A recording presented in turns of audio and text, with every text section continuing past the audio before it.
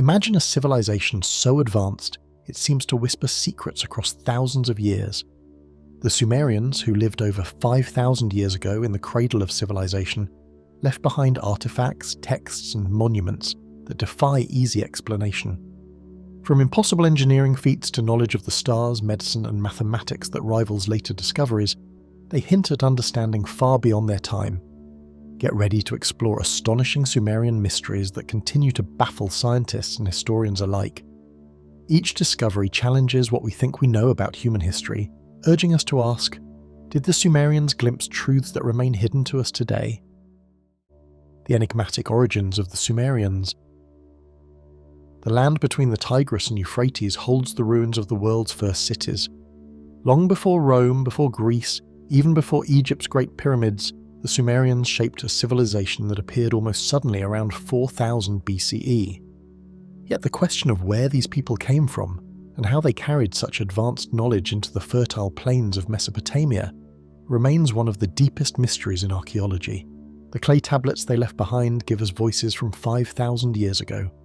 Those texts tell stories of gods, kings, and the ordering of the heavens, but they do not tell us who the Sumerians themselves were. Their own myths describe gifts of knowledge arriving fully formed from divine beings, as if writing, agriculture, and law were not discovered but handed down.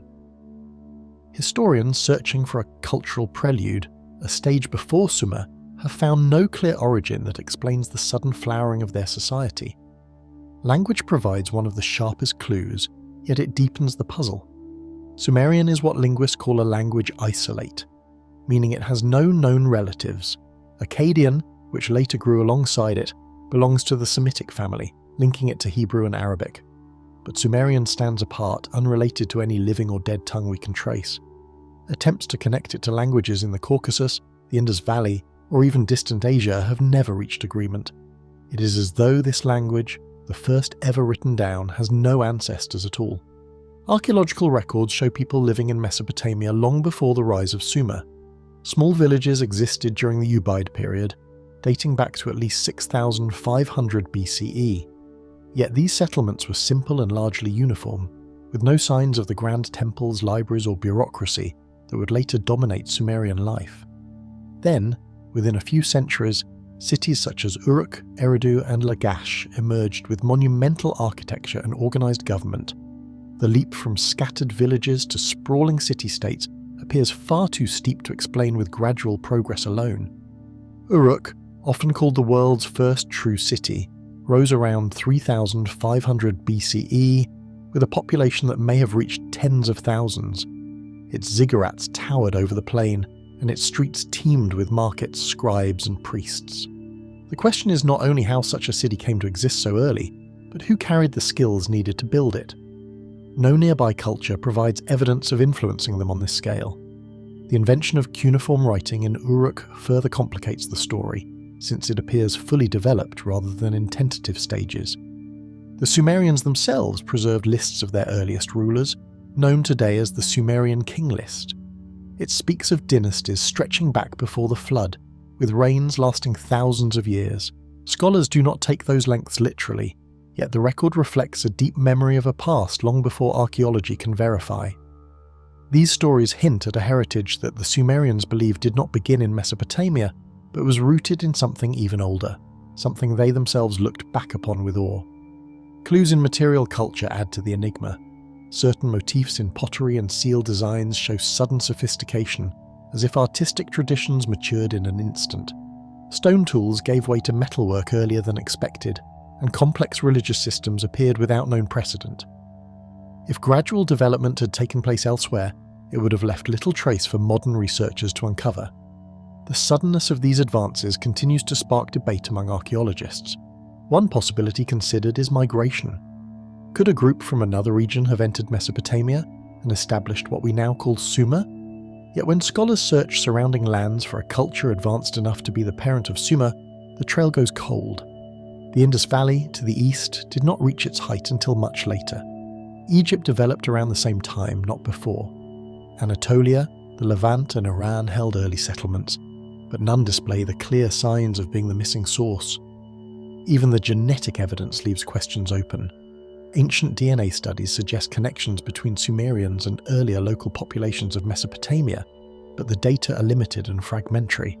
It indicates continuity in the region but does not explain the sudden leap in cultural achievement. If they were simply descendants of the Ubaid villagers, why did civilization ignite so abruptly in their hands? Science has not yet given a decisive answer. Historians continue to examine how the environment might have played a role. The flooding of the rivers deposited fertile soil, which could have supported larger populations. Yet fertile land alone cannot explain the invention of writing, mathematics, and organized religion.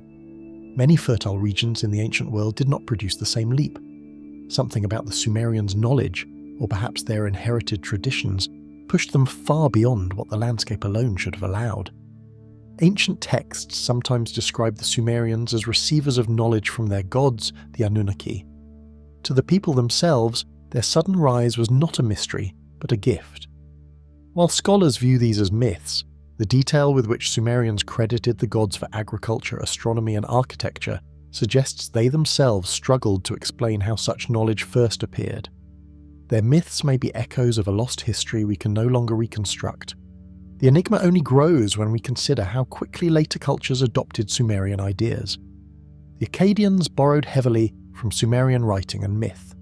Babylonian astronomy and law traced their roots to Sumer. Even far later, Greek and Hebrew traditions echoed themes first recorded on clay tablets in Uruk.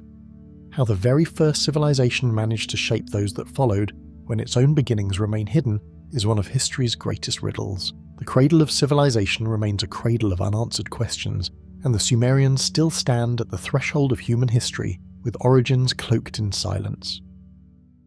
The sudden rise of civilization. Travelers standing on the edge of the ruins of Uruk are often struck by their scale. Even in decay, the outlines of vast temples and long-buried streets suggest a city that once throbbed with life. To imagine it thriving more than 5,000 years ago is to confront a mystery that continues to puzzle historians. How did a society so advanced appear in Mesopotamia with such speed? The first clear signs of urban life in southern Mesopotamia appear around 4000 BCE.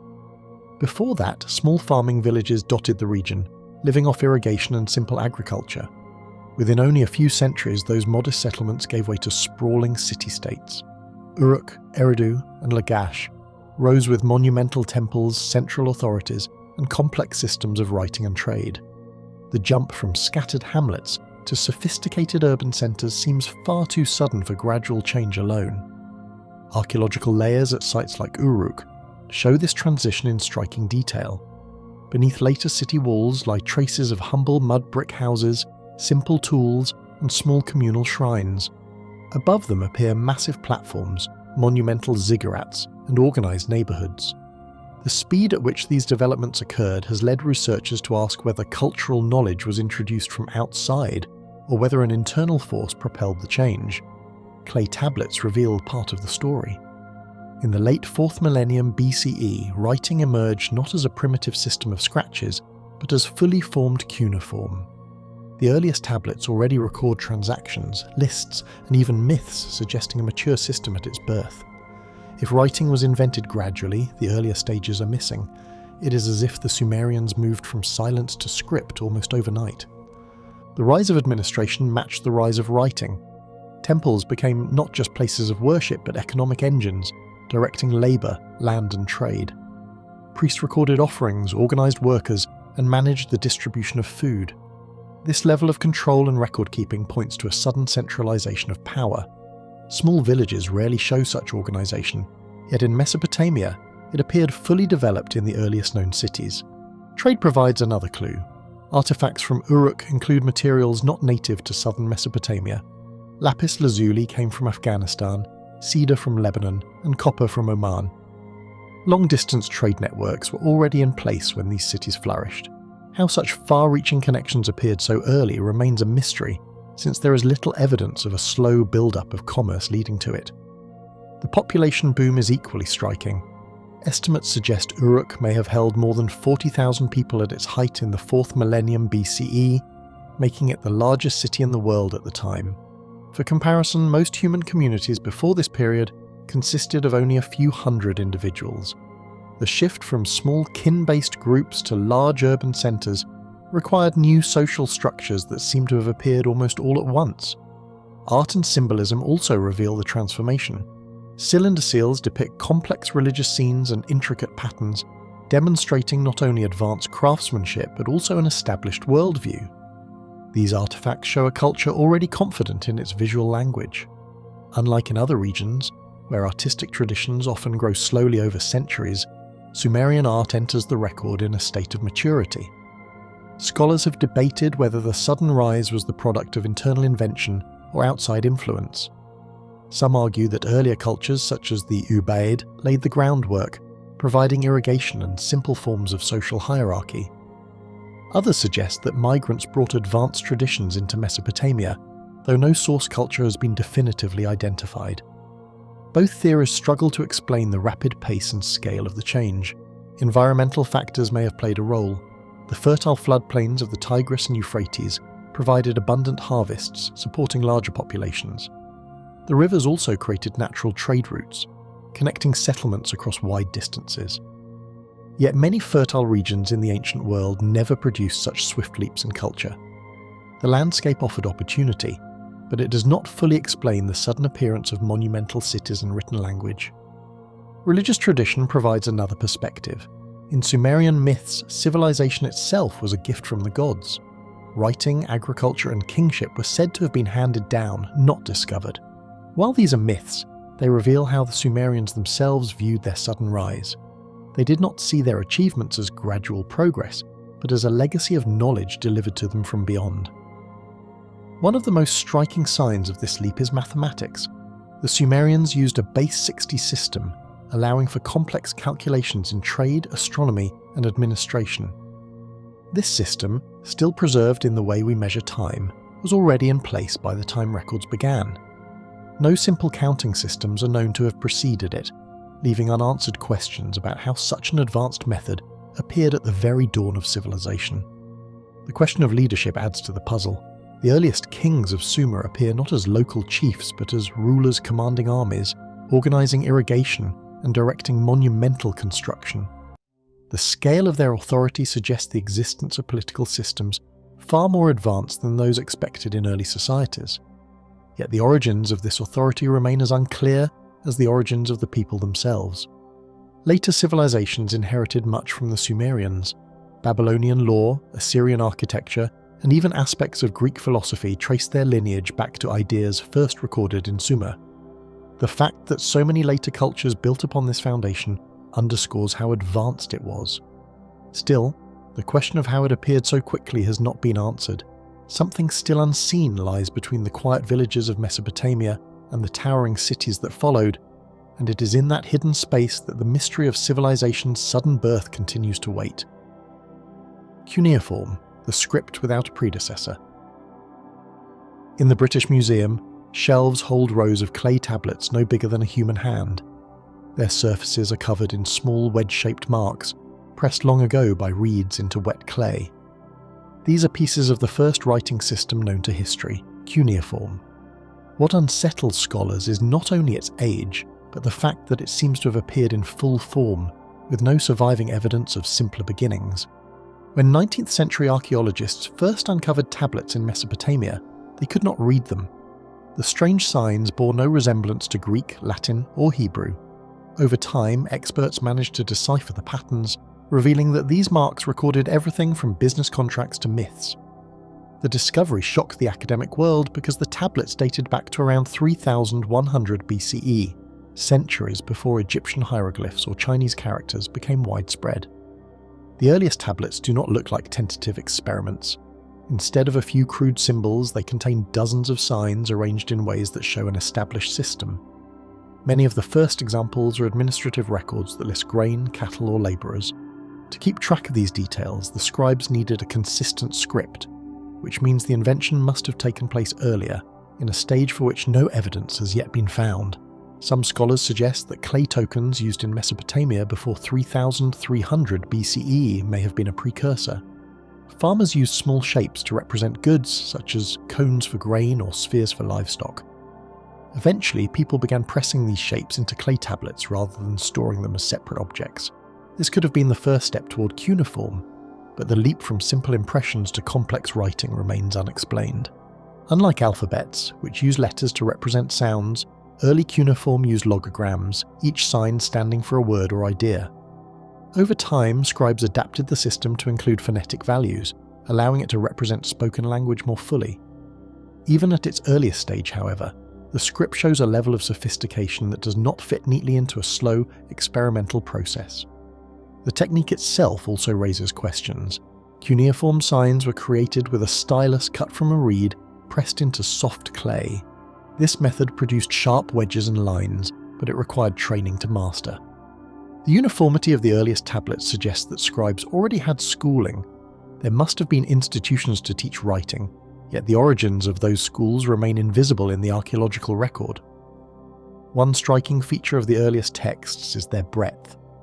Within a few centuries, cuneiform recorded not only inventories but also hymns, epics, and legal codes. The Epic of Gilgamesh, written centuries later in Akkadian but based on earlier Sumerian stories, was preserved on clay tablets in the same script. That a writing system could carry both daily transactions and deep reflections on life and death suggests it reached maturity far faster than expected. The geographic spread of cuneiform adds to the mystery. It was adopted by Akkadians, Babylonians, Assyrians, and Hittites, all of whom adapted it to their own languages. The script lasted for more than 3,000 years, making it the longest used writing system in human history. Its persistence indicates that it was robust from the beginning, another sign that it entered the world fully developed. The appearance of cuneiform also transformed human society. With writing, rulers could impose laws, merchants could formalize contracts, and priests could preserve myths. Entire administrations depended on scribes, and literacy became a powerful tool. Such a sweeping change in how people lived and governed should have left clearer traces of its invention, yet the decisive moment remains hidden. Excavations at Uruk have revealed tablets that belong to the earliest stages of the script. These texts, often called proto-cuneiform, date to the late 4th millennium BCE. They include numerical notations and pictographs, many of which later evolved into wedge-shaped signs. Yet even here, the system is already complex. Scholars note that proto-cuneiform uses multiple numerical systems simultaneously, a feature that would require advanced conceptual thinking. The puzzle becomes sharper when compared to other writing systems. Egyptian hieroglyphs appear slightly later, and Chinese script emerges centuries afterward, both showing signs of gradual development. Cuneiform, by contrast, seems to leap into existence. It is the lack of a visible learning curve that makes it unique. This absence leaves open the question of whether earlier stages were lost or whether the invention was truly abrupt. The demands of Mesopotamian society may have pushed the invention. As populations grew, managing trade, taxation, and labour required more than memory or oral record. The pressure to control these resources could have spurred innovation. Yet this explanation does not account for why the script appears so advanced from the start, rather than beginning as simple symbols that slowly became more complex. The role of the temple economy adds another layer. Temples managed large estates, controlled surplus grain, and directed workers. For this, they needed precise records. Some scholars believe the first scribes worked within temple walls, creating the earliest tablets as tools of accounting.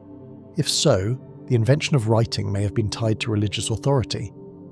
But again, the missing early stages prevent a clear answer. Modern researchers continue to piece together the evolution of signs by comparing thousands of tablets. Each mark offers clues about how the system changed, yet the first step remains elusive. Without clear evidence of a transition from tokens to true writing, the question of how cuneiform was born remains one of the most enduring mysteries of the ancient world. What we see today in museums is the product of a system that seems to have sprung into being with little warning, leaving us to wonder what moment of brilliance or necessity sparked the first wedge pressed into clay. Advanced knowledge of astronomy. On clear nights above the Mesopotamian plains, the stars appeared brighter than anywhere crowded by modern light. The desert sky stretched wide and open, offering a perfect stage for observation. It was here that ancient people began charting the heavens with a precision that still puzzles researchers today. Clay tablets uncovered in Babylon reveal the extent of this knowledge. Some texts describe the movement of planets with methods that resemble later Greek mathematics. Others contain lists of eclipses and predictions of celestial events centuries into the future. Such detailed records raise questions about how this understanding emerged so early. The earliest astronomical tablets date to around the 2nd millennium BCE, though fragments of older records suggest the tradition began long before. These texts often combined astronomy with astrology, linking the movement of heavenly bodies to the fate of kings and empires. What is striking, however, is the technical accuracy hidden inside what might appear at first to be mystical writings. Among the most remarkable finds are the so-called Muldotapan tablets, copied around 700 BCE but preserving knowledge from earlier centuries. These documents catalogue constellations, rising and setting times, and the division of the year into seasons. They reflect a systematic effort not just to watch the sky but to organise it, turning the stars into a structured calendar. The Babylonians were especially skilled at tracking the planet Venus. The Venus tablet of Ammisaduqa, thought to date to the mid-2nd millennium BCE, contains a long sequence of observations of the planet's appearances and disappearances. Such careful records required not days or months, but generations of watching and writing passed down in scribal schools that must have valued patience and consistency above all. These records show more than curiosity, they reveal prediction. By recognizing cycles, Mesopotamian astronomers could forecast when Venus would next rise, or when an eclipse might darken the sun. In a world without modern instruments, this ability gave rulers power, allowing them to claim the favor of the gods or to prepare armies and harvests in alignment with the heavens. The methods themselves were surprisingly advanced. Some Babylonian tablets from the 1st millennium BCE reveal the use of mathematical techniques that parallel later Greek geometry. For example, astronomers calculated the area under curves to predict planetary motion, a concept that modern historians describe as an early form of integral thinking. How such methods arose in Mesopotamia, centuries before similar ideas appeared in Greek texts, remains a subject of debate. Astronomy was not limited to abstract records. The ziggurats that rose above Mesopotamian cities may have served as observation towers. Their high platforms provided clear views of the horizon, where the first or last star of a constellation could be tracked. Alignments within some temple structures also suggest that architecture was guided, at least in part, by astronomical considerations. The influence of this knowledge spread far beyond the region. Greek scholars such as Hipparchus and later Ptolemy built upon Babylonian records, adapting them into their own systems. Without the careful notations of Mesopotamian scribes, the development of classical astronomy might have been delayed by centuries. Yet the origins of that knowledge, the point where simple sky-watching became precise science, remain hidden. Eclipses in particular fascinated and frightened ancient observers. Babylonian tablets contain long lists of lunar eclipses, some stretching back hundreds of years. The ability to foresee such an event gave priests enormous authority. For kings, a correctly predicted eclipse could be used to confirm divine legitimacy, while an unexpected one could be seen as a dangerous omen. Even the division of time owes much to these observations. The Babylonian system of counting by 60s gave us the 60-minute hour and the 360-degree circle. Both concepts stem from attempts to map the sky and measure movement with consistency. What began as an astronomical necessity has shaped how we measure time and space to this day. Yet despite this sophistication, we still lack clear evidence of how the first Mesopotamian astronomers developed their skills. The step between simple stargazing and the production of predictive tables is missing. Archaeologists uncover tablets filled with advanced calculations, but the early tentative notes that would show the path of discovery have not been found. The combination of science and divination complicates the picture further. Many tablets blend astronomical data with omens, treating the stars as messages from the gods. Some scholars argue that the practical accuracy of Babylonian astronomy stemmed from religious duty, as priests needed reliable predictions to interpret divine will. If so, the roots of science and faith in Mesopotamia were more closely entwined than we might expect.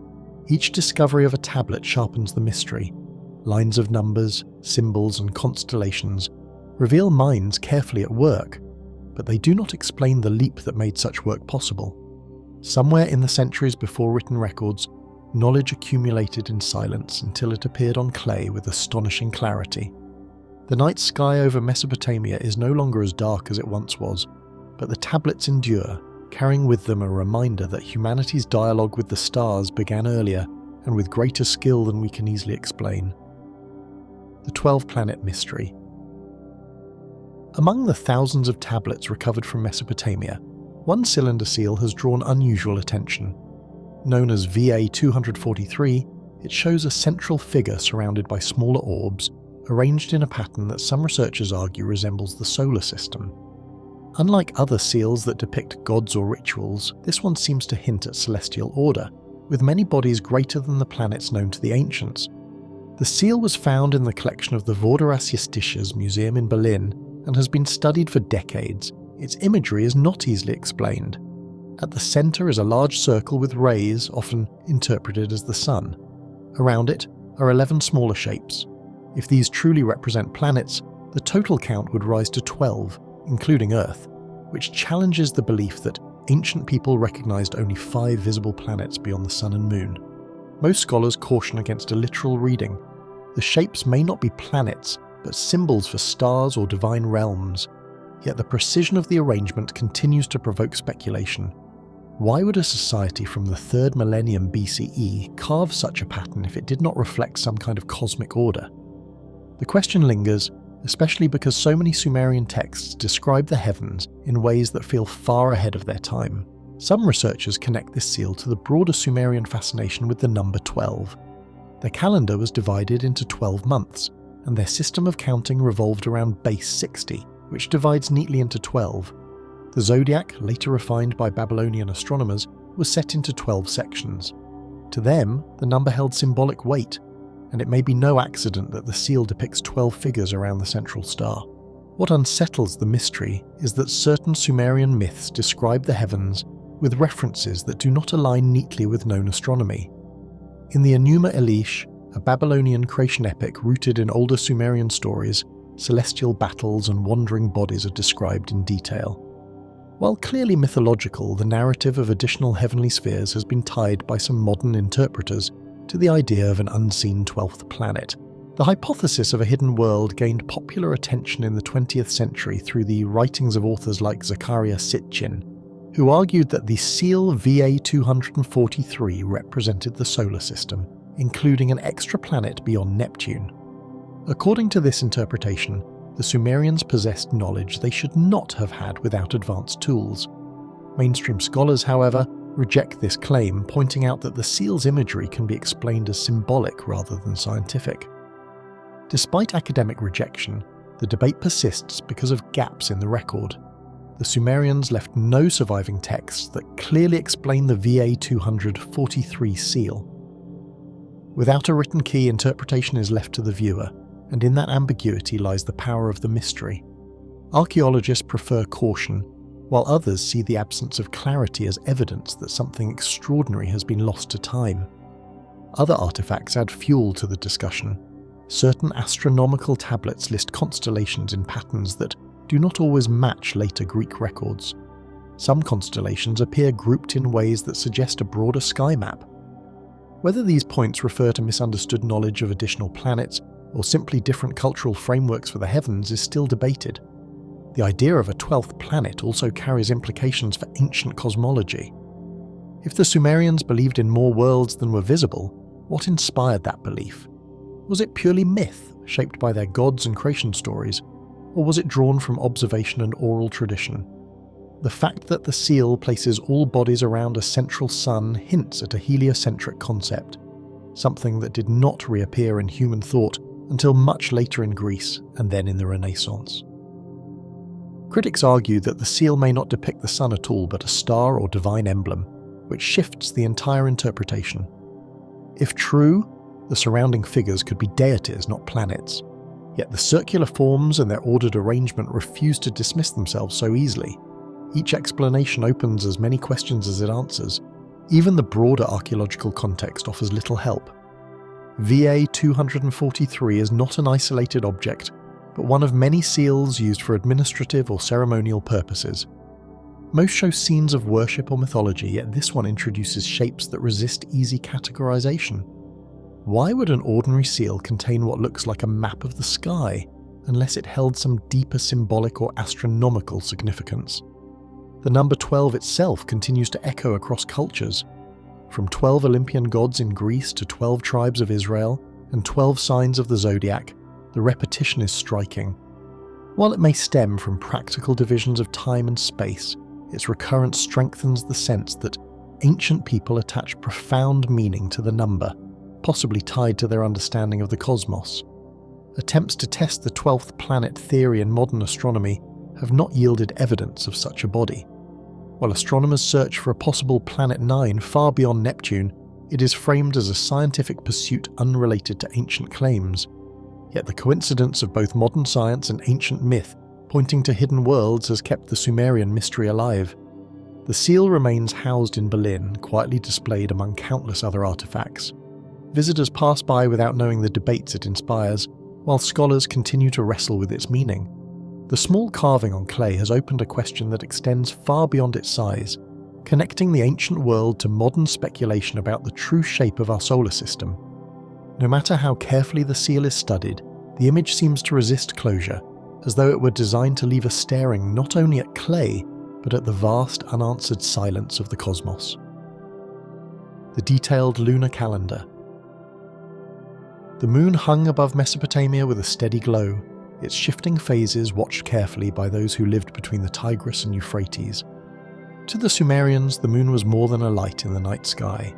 It was the clock by which they measured life itself.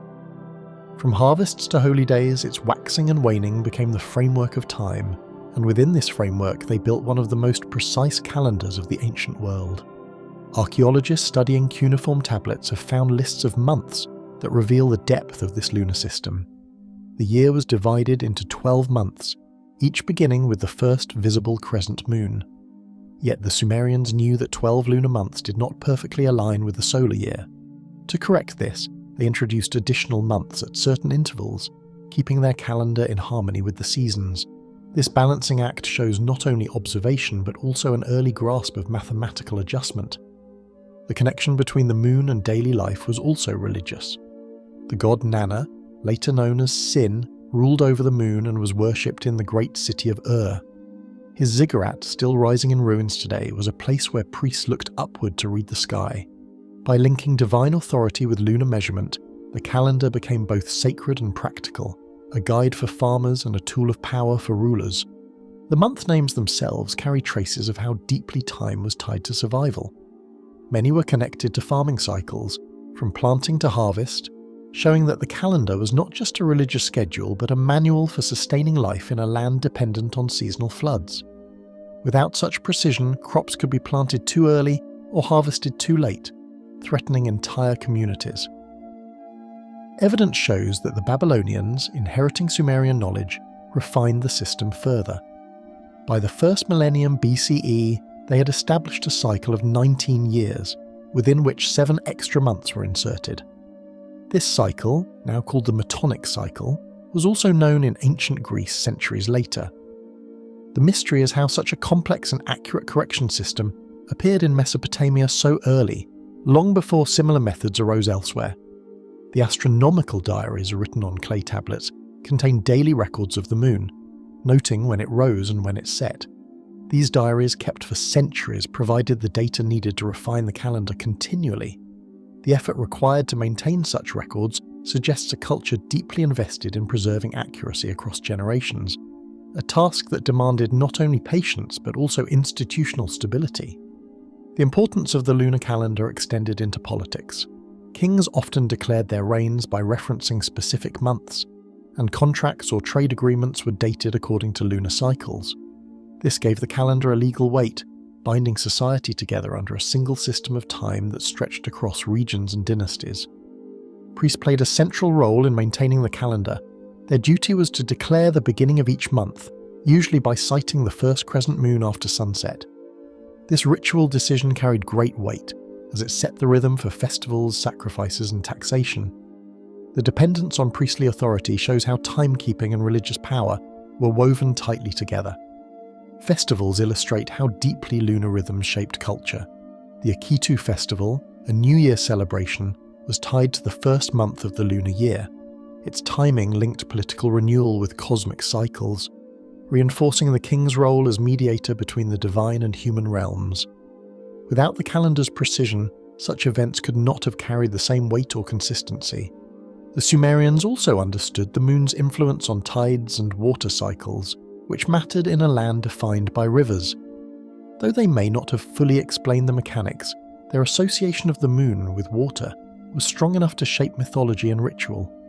This connection gave the lunar calendar even greater authority, suggesting that the heavens directly influenced the land's lifeblood. Astronomers working in later centuries marveled at Mesopotamian precision. Greek thinkers such as Hipparchus drew upon Babylonian records to refine their own understanding of lunar motion. Without those tablets, preserved by chance in libraries and archives, the continuity of astronomical knowledge might have been broken. The chain that links ancient Mesopotamia to later science runs through the moonlit sky of Sumer, yet puzzles remain. The accuracy of their intercalation, the method of inserting extra months, suggests they already knew of cycles requiring decades of observation. But no early trial and error records have been uncovered. The first surviving examples already show a high level of mastery, leaving a gap where the learning process should be. This missing trail makes the achievement appear sudden, as though the knowledge arrived whole rather than through gradual discovery. The choice of the moon as the foundation of timekeeping may also hold deeper meaning. Unlike the sun, whose changes are subtle day by day, the moon shifts quickly and visibly, demanding attention. Its phases are simple to observe but complex to calculate, making it a natural yet challenging guide. That the Sumerians embraced this challenge and solved it with such enduring success suggests an intellectual tradition more advanced than we often imagine for the ancient world. What survives today is a reminder of how closely ancient people lived with the sky. Every crescent moon seen from the walls of Ur or the fields of Nippur was not just a passing sight, but the signal of a new month, a fresh count, another step in the cycle of time. Behind each simple mark pressed into clay lies a silent record of human persistence, watching, measuring and recording the heavens. The moon continues its silent rhythm, but the mystery lingers in how the first great calendar of the ancient world emerged already refined, as though its earliest steps had been swallowed by time. The Baghdad battery precursors. When workers near Baghdad unearthed a clay jar in the 1930s, it seemed at first to be nothing more than pottery from a forgotten era. Yet inside the jar were a copper cylinder and an iron rod, sealed with bitumen. The strange arrangement looked less like a vessel for storage and more like a tool with a purpose. Later experiments suggested that, when filled with acidic liquid, the jar could generate a small electric charge. It became known as the Baghdad battery, and its discovery forced new questions about whether ancient people knew how to harness forces we often consider modern. The artifact was dated to around 2,000 years ago, during the Parthian or Sasanian periods, but its design hinted at deeper origins. The use of clay, copper, and bitumen matched technologies already present in Mesopotamia long before this time. Some historians wondered if the battery was the result of an older tradition, passed down through centuries, with roots reaching back to Sumerian or Babylonian experiments. If so, the jar may have been less an invention of its time than the last trace of a much earlier craft. Bitumen itself holds a central place in Mesopotamian history. It was used to seal boats, bind bricks, and waterproof containers. Its insulating qualities would have made it perfect for constructing something like a battery. That such materials were common as early as the Sumerians suggests that the building blocks for electrochemical devices existed long before the Parthians. The leap from sealing a jar to sealing a jar with metal parts is small, yet transformative, and this leap remains unexplained. Some scholars propose that jars with copper linings could have been used for electroplating. The process would allow thin layers of precious metal to be deposited on objects, creating a sheen of wealth without the cost of solid gold or silver. Experiments in the 20th century showed that replicas of the Baghdad battery could indeed plate small objects with a thin coat of metal when filled with vinegar or grape juice. If true, it would mean that knowledge of chemistry and electricity was applied to practical arts in the ancient world. Other interpretations suggest a more symbolic use. The jars could have been religious or healing devices, where mild shocks were experienced as divine or therapeutic. Electricity, invisible and mysterious, may have been understood as a spiritual force, If priests or healers controlled its use, it would explain why no widespread record of electrical knowledge has been found, as the practice could have remained confined to sacred rituals. The problem is that the historical trail is thin. Only a handful of these jars have been discovered, and their contexts are poorly recorded.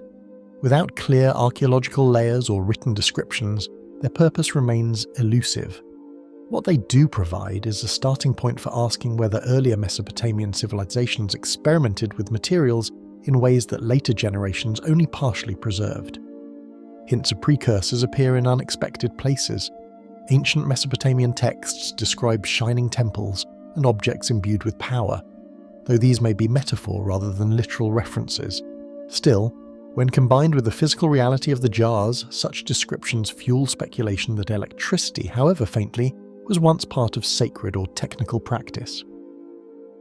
The mastery of metallurgy in Mesopotamia supports the possibility. Copper, bronze, and iron were widely used and carefully worked. The skills required to shape thin copper sheets or rods for inclusion in jars were well within their reach. What remains unexplained is the spark of insight, the recognition that metals, liquids, and sealed containers could create reactions beyond their ordinary uses.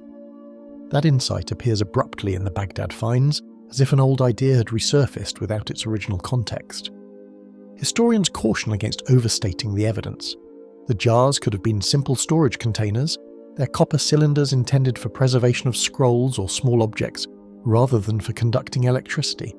Yet the replication of electrical effects in experiments keeps the mystery alive. Few artifacts have inspired as much debate, because their design straddles the boundary between the ordinary and the impossible. If the jars were indeed the last expression of a much older knowledge, the true beginnings may lie buried beneath layers of Mesopotamian ruins still unexplored. The constant rebuilding of cities like Ur, Babylon, and Nineveh has left complex archaeological records where early traces may be hidden. Until discoveries emerge, the Baghdad Battery stands alone, its silence as intriguing as its potential. What makes the idea of precursors compelling is the continuity of Mesopotamian ingenuity. From cuneiform writing to complex calendars, the region produced innovations that seem to appear fully formed. The battery jars may belong to this same pattern, sudden appearances of sophisticated ideas whose early stages are invisible. Whether through loss of records, secrecy of use, or sheer chance, the chain of development has been broken, leaving only fragments to puzzle over. Today, the surviving Baghdad Battery is housed in the Iraq Museum, a small object overshadowed by grander relics of kings and gods. Visitors who pause before it see little more than a jar, yet in its plainness lies the possibility of untold histories. It is a reminder that not all mysteries are carved in stone or written on tablets. Some are hidden in clay, sealed with bitumen, and waiting for an answer. The faint potential of electricity from an ancient jar suggests that knowledge once flickered in Mesopotamia that we still do not fully understand, like a spark glimpsed briefly before being swallowed by the dark. Sumerian mathematics. On a clay tablet no larger than a hand, tiny wedge-shaped marks hold answers to problems written nearly 4,000 years ago. These tablets, baked hard by accident or design, carry traces of an ancient classroom where students once copied equations under the watchful eye of a teacher.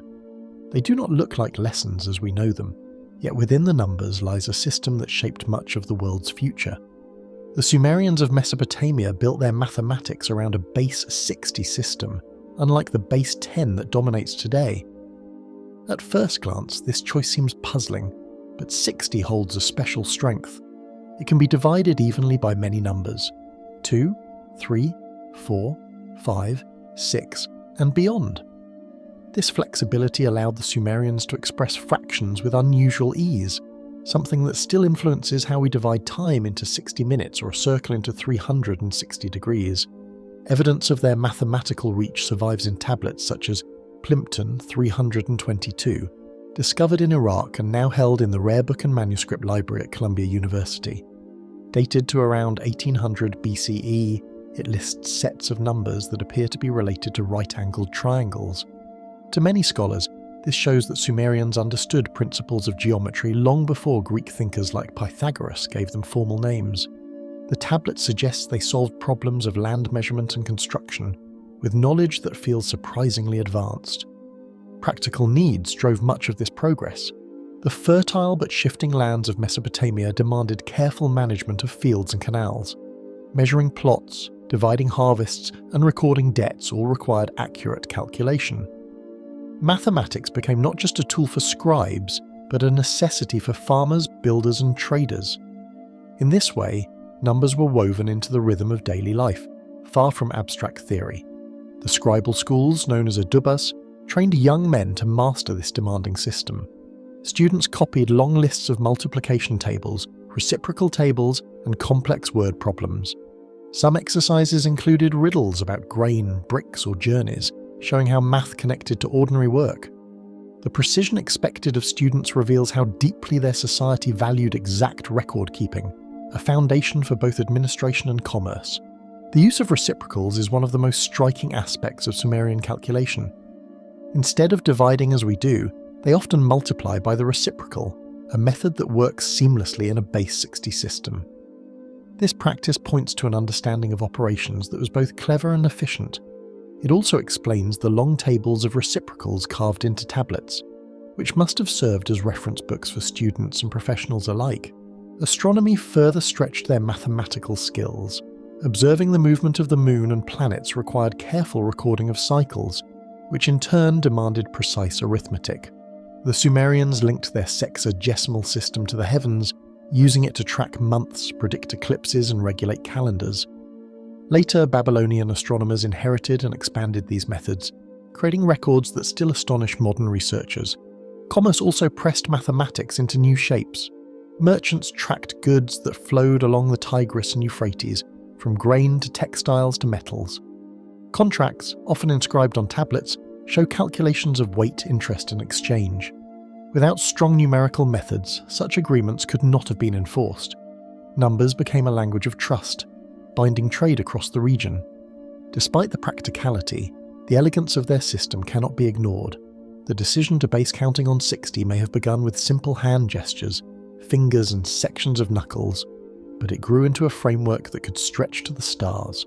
From simple tallies of sheep to predictions of celestial events, the system adapted to every scale.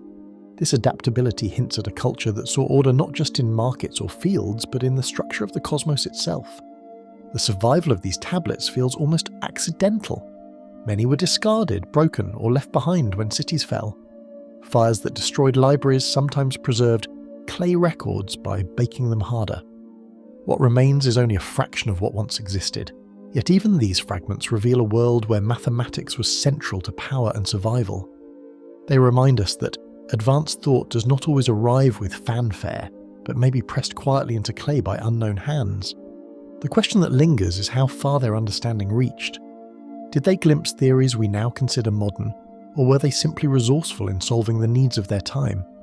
The neat rows of numbers suggest patterns noticed and pursued, but without written explanations, the intent behind them is left to interpretation. Scholars debate whether the creators of tablets like Plimpton 322 aimed at abstract mathematics or practical surveying, yet the possibility of both makes the mystery sharper. Looking at these ancient numbers, it's hard to escape a sense of continuity. Every time a clock ticks through 60 seconds or a compass measures a circle, echoes of Sumerian thought are present.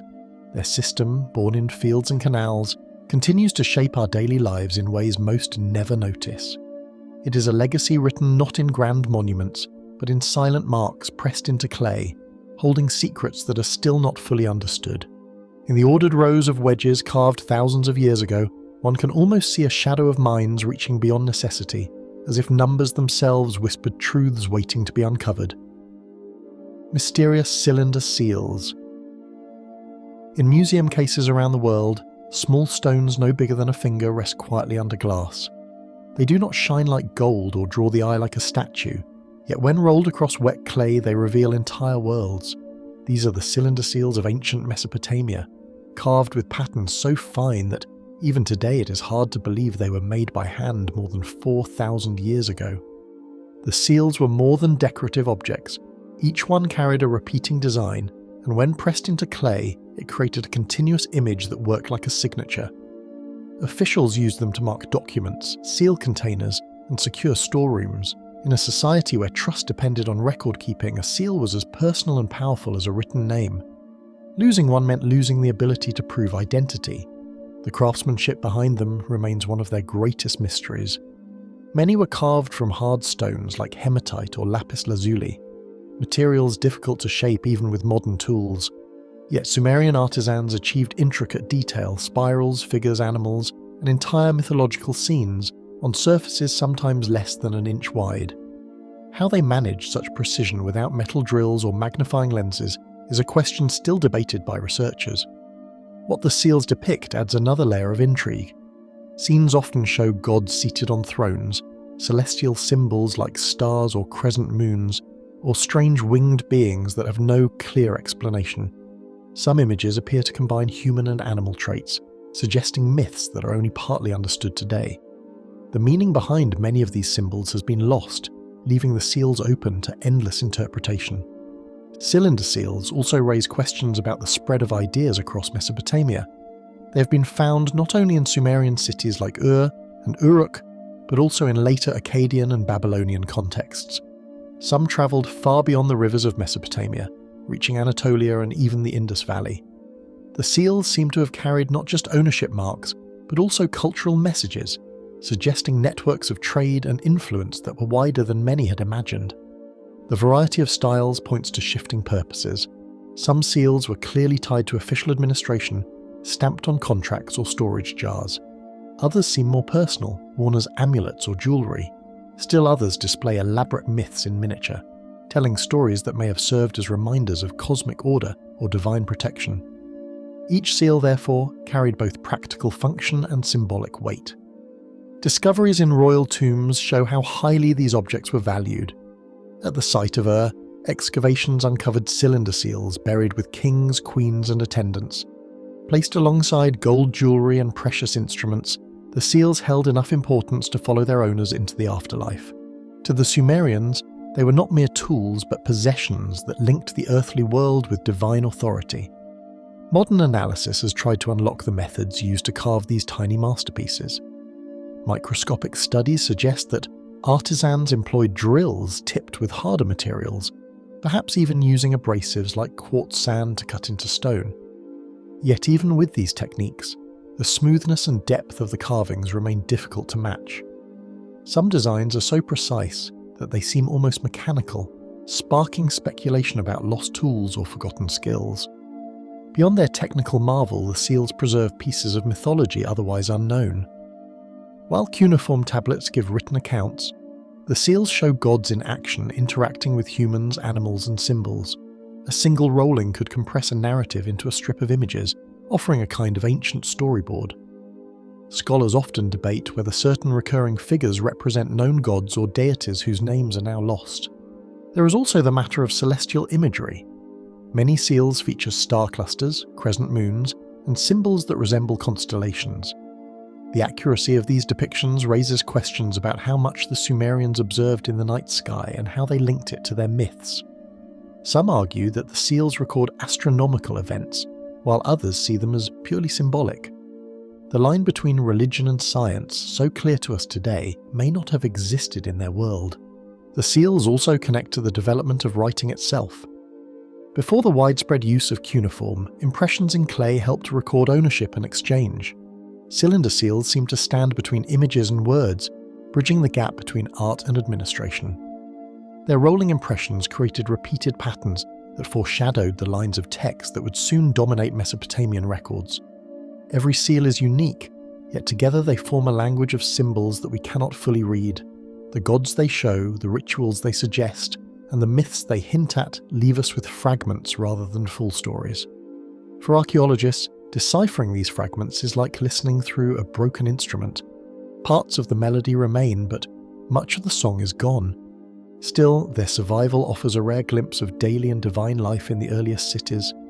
Unlike monuments that crumble or texts that burn, seals were small, portable, and durable. They slipped into graves, lay hidden in ruins, and survived fires that destroyed palaces.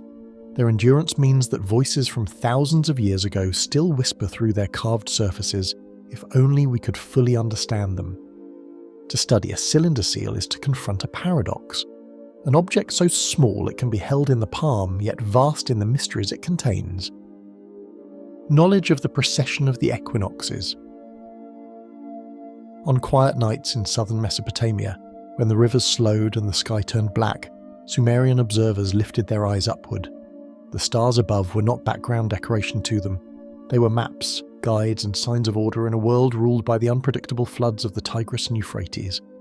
But hidden within the slow dance of the heavens lies a cycle so vast that it takes nearly 26,000 years to complete, the precession of the equinoxes. The question that troubles historians is whether the Sumerians, thousands of years before the Greeks recorded it, already knew of this grand celestial shift. The precession itself is the gradual wobble of Earth's axis, which causes the position of the stars to change very slowly over centuries. To detect it requires watching the sky across many generations, noting that the constellations marking the spring equinox slowly drift. Western history credits the discovery to Hipparchus, a Greek astronomer working in the 2nd century BCE. Yet hints in Mesopotamian records suggest that knowledge of this slow cycle may have existed long before his time. Cuneiform tablets preserve lists of star names and astronomical patterns recorded in Babylon and earlier Sumerian cities. Among these, scholars have pointed to the so-called Muldot Apin tablets, a collection of texts that detail the paths of stars, the length of days, and celestial risings. Though compiled later, many of these records draw upon observations said to stretch back into Sumerian times. The consistency and precision of these texts raise the puzzle of how such long cycles were tracked without an awareness of precision. In several seals and inscriptions, constellations are represented in ways that fail to match their true locations in the sky during the period of creation. For example, star symbols paired with figures of bulls, lions, or scorpions suggest associations with Taurus, Leo, and Scorpio. Yet these constellations would only have aligned with equinoxes or solstices in far earlier epochs, thousands of years before. If these symbols were indeed astronomical markers, they may hint that the Sumerians encoded memories of a shifting sky. The link between gods and stars further complicates the mystery. Sumerian deities were often paired with celestial bodies, Inanna with Venus, Utu with the sun, Nanna with the moon. Some myths describe the heavens as realms that undergo cycles of renewal and decline, themes that echo the slow turning of the equinoxes. While myths cannot be treated as direct science, they sometimes preserve fragments of real observation disguised as a story. The question remains whether precession was one of those fragments. Archaeologists have long debated the purpose of ziggurats, the massive step temples that rose above Mesopotamian cities. While religious function is clear, their height and alignment with cardinal directions suggest that they also served as viewing platforms. From such towers, priests could watch the horizon night after night, recording the rising and setting of stars. Over centuries, even small deviations would have become clear. It is within this context that claims of early awareness of precession gain weight. One of the strongest pieces of circumstantial evidence lies in the Sumerians' obsession with cosmic cycles. Their calendars linked lunar months to solar years, their rituals tied harvests to stellar risings, and their myths spoke of ages ruled by different gods. Such preoccupation with cycles implies not just an interest in short-term rhythms, but perhaps an awareness of longer, subtler changes that only reveal themselves over millennia. Some modern researchers argue that later Babylonian astronomy inherited more from Sumer than is often credited. Babylonian scholars in the 1st millennium BCE produced detailed ephemerides, tables predicting celestial movements with accuracy. These works, they claimed, were built upon earlier archives of observations stretching back centuries. If those records carried traces of precision, then the roots of the discovery may indeed reach into Sumerian soil. Still, one must proceed with caution. No surviving Sumerian tablet explicitly names precession, nor does any text describe Earth's axis or its slow wobble. The evidence lies in hints, symbols, and alignments that resist definitive interpretation. Scholars remain divided. Some see ancient knowledge of long cycles, others argue for coincidence or mythic symbolism. What makes the matter haunting is not certainty, but the persistence of patterns that seem too exact to ignore. The cultural importance of equinoxes and solstices strengthens the puzzle. These turning points of the year were celebrated with festivals, offerings, and rituals. If the equinox marker, the point where day and night were equal, drifted slightly over centuries, would Sumerian observers not have noticed?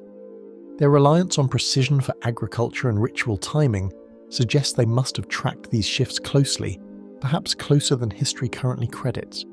Astronomy in Mesopotamia was never purely scientific in the modern sense. Observations were tied to omens, predictions of royal fate and the will of the gods.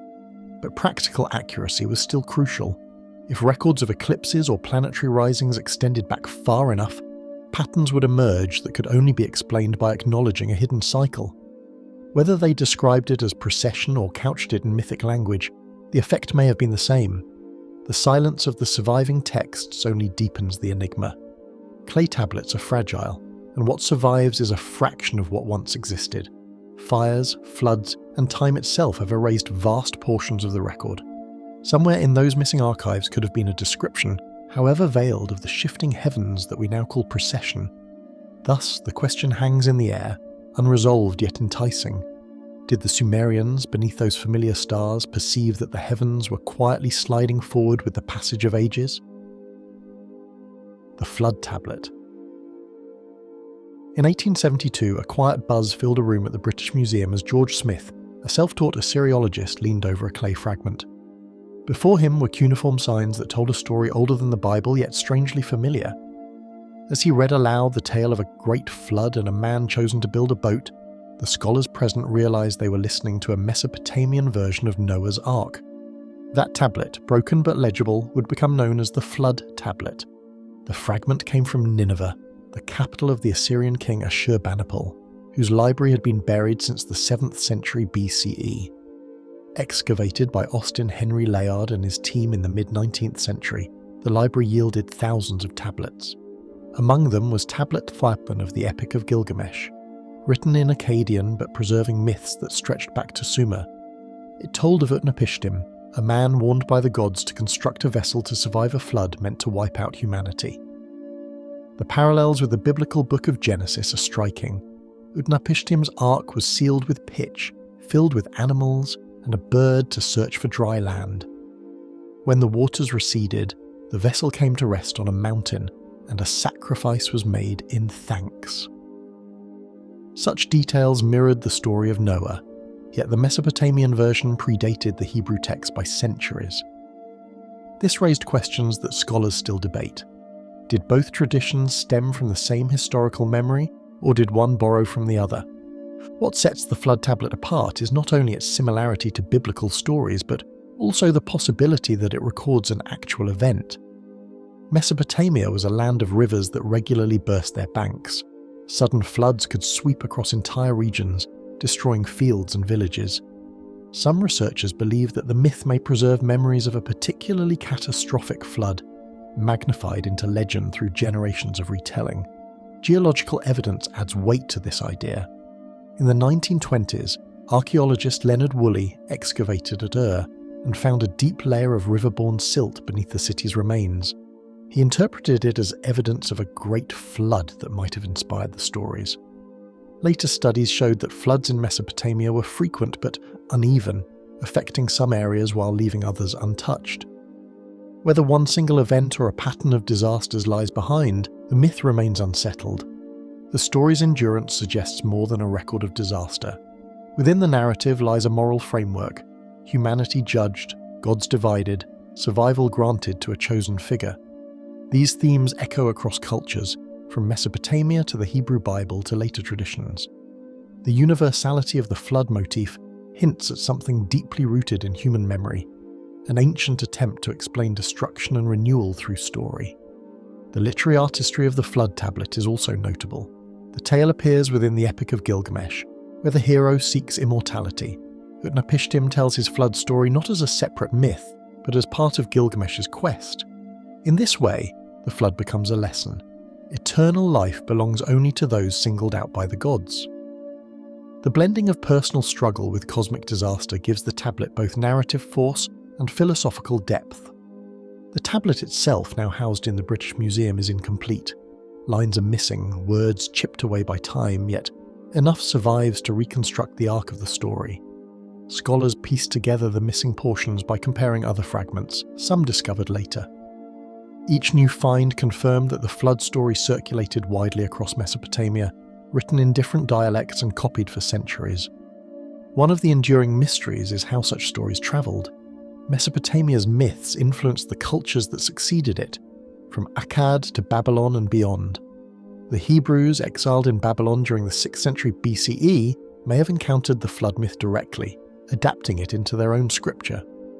The possibility of cross-cultural borrowing adds another layer of complexity, showing how one ancient tablet could ripple through later civilizations. Some details of the Mesopotamian account remain unlike the biblical story. The gods in the Epic of Gilgamesh quarrel among themselves, some regretting the destruction, others fearful of losing offerings from humankind. When the flood ends, the gods gather like flies over Utnapishtim's sacrifice.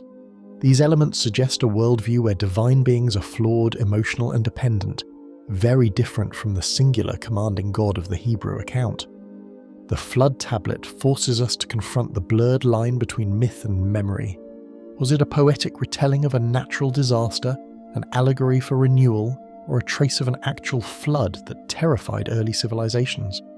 No single answer fits neatly, and that uncertainty fuels its enduring fascination. Each time the tablet's wedge-shaped marks are studied under museum lights, the same question returns. How much of this story was imagination, and how much was a record of something our ancestors truly lived through? The king list and impossible reigns.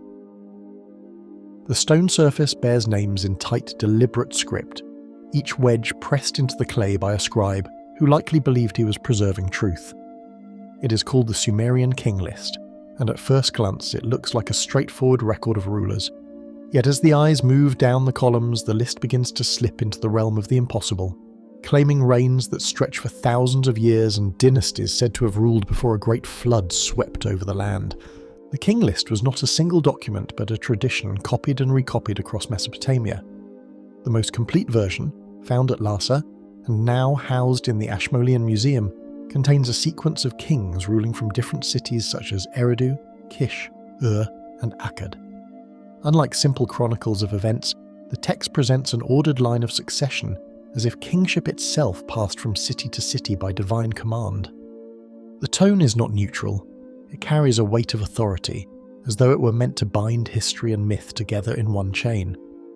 What unsettles modern readers is the length of the rule assigned to the earliest monarchs. In the pre-flood section, the list claims that kings reigned for tens of thousands of years. The first ruler, Alulim of Eridu, is said to have ruled for 28,800 years, followed by Alalgar with 36,000. Other names stretch on similarly until the flood brings that era to an end. These figures do not fit with human lifespans, even when viewed as symbolic or exaggerated, leaving open the question of why such numbers were chosen. After the flood, the list changes tone, though it does not shed its strangeness. Reigns become shorter, yet remain far beyond plausibility. Some rulers are credited with centuries on the throne, while others ruled for decades more in line with historical expectations.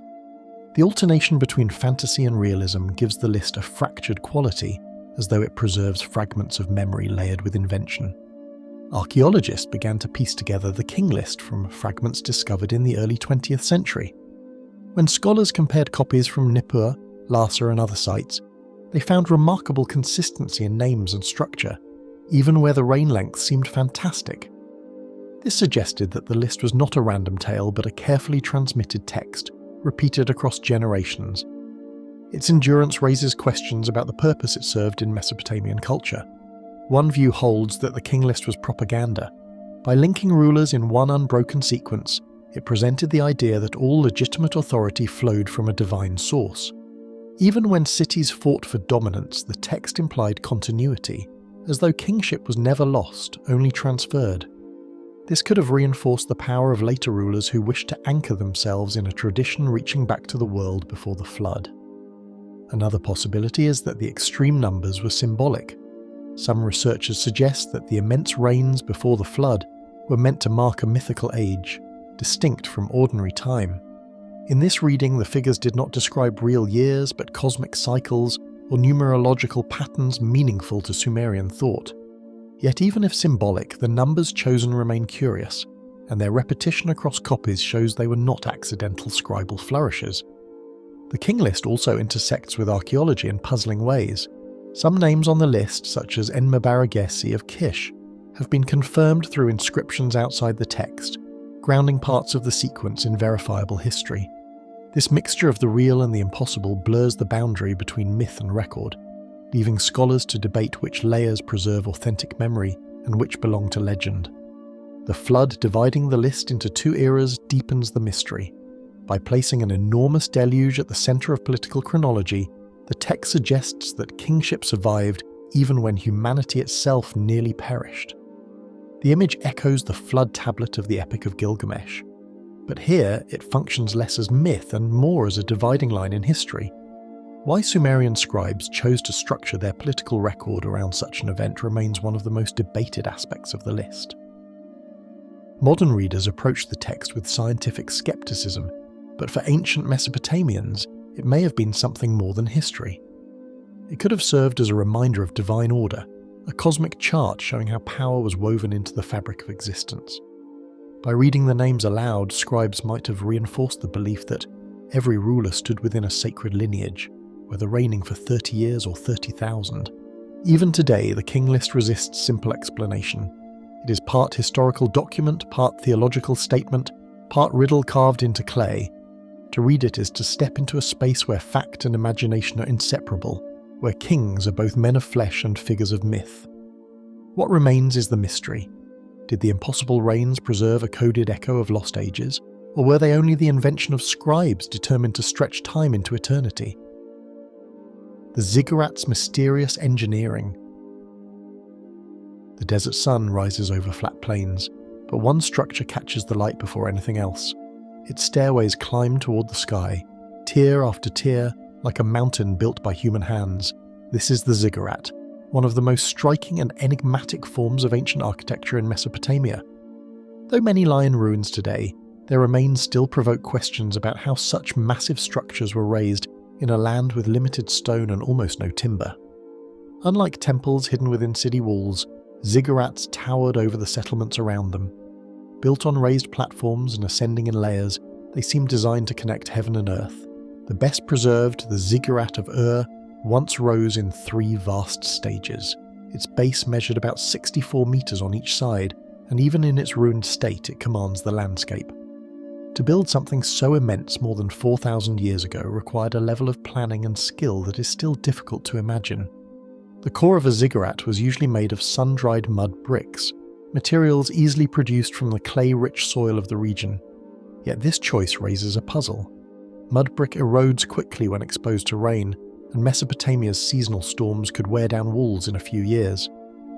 To protect the core, builders encased it in fired bricks, often sealed with bitumen, a natural tar that acted as waterproofing. This combination gave the structures both strength and resilience, but it also required massive coordination to produce and transport countless bricks. Bitumen itself is a mystery in the story of ziggurats. It was collected from natural deposits along the Tigris and Euphrates rivers, then heated and applied as mortar or coating. The sticky black substance bound bricks tightly and shielded them from water. The logistics behind its use must have been complex, for vast amounts were needed to cover a single tier.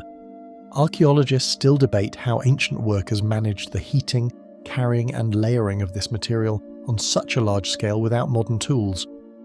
The ziggurat was not a hollow monument, but part of a larger sacred complex.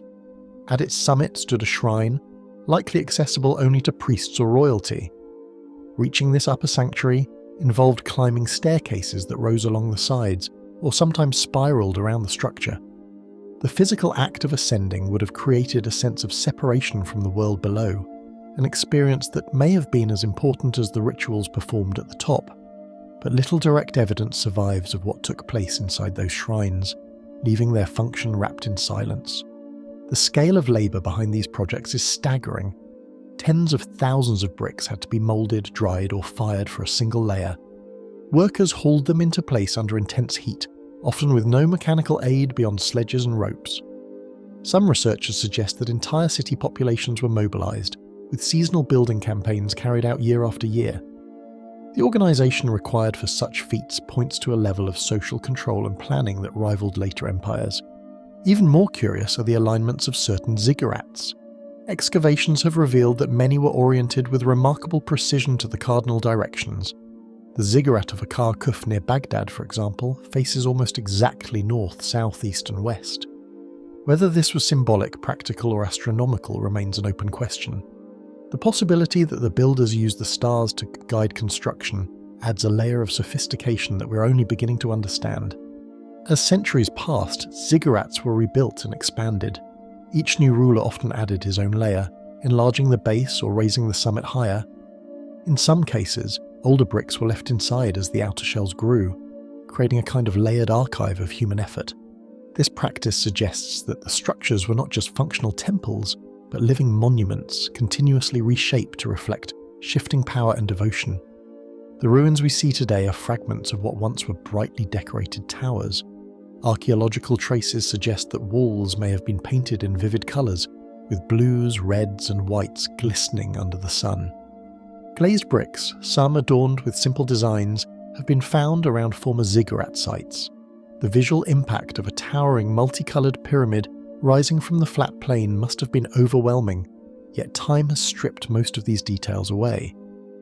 One of the great unsolved questions is how long these structures were meant to last. The choice of mud brick for the core seems temporary compared to stone, yet the repeated reconstructions suggest a cycle of renewal was part of their design. Instead of permanence, the builders may have accepted decay as natural, with each generation tasked to restore the connection between the heavens and their city.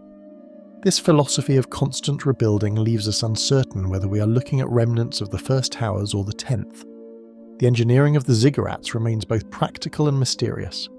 On one hand, we can trace the steps of brick making, waterproofing and stairway construction.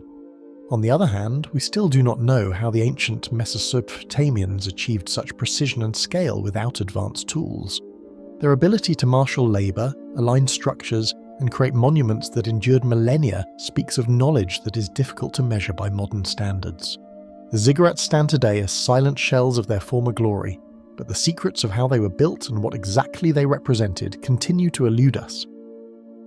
Medical knowledge ahead of its time. From the ground of Mesopotamia emerges a clay tablet that bears not just the marks of commerce or decrees of rulers.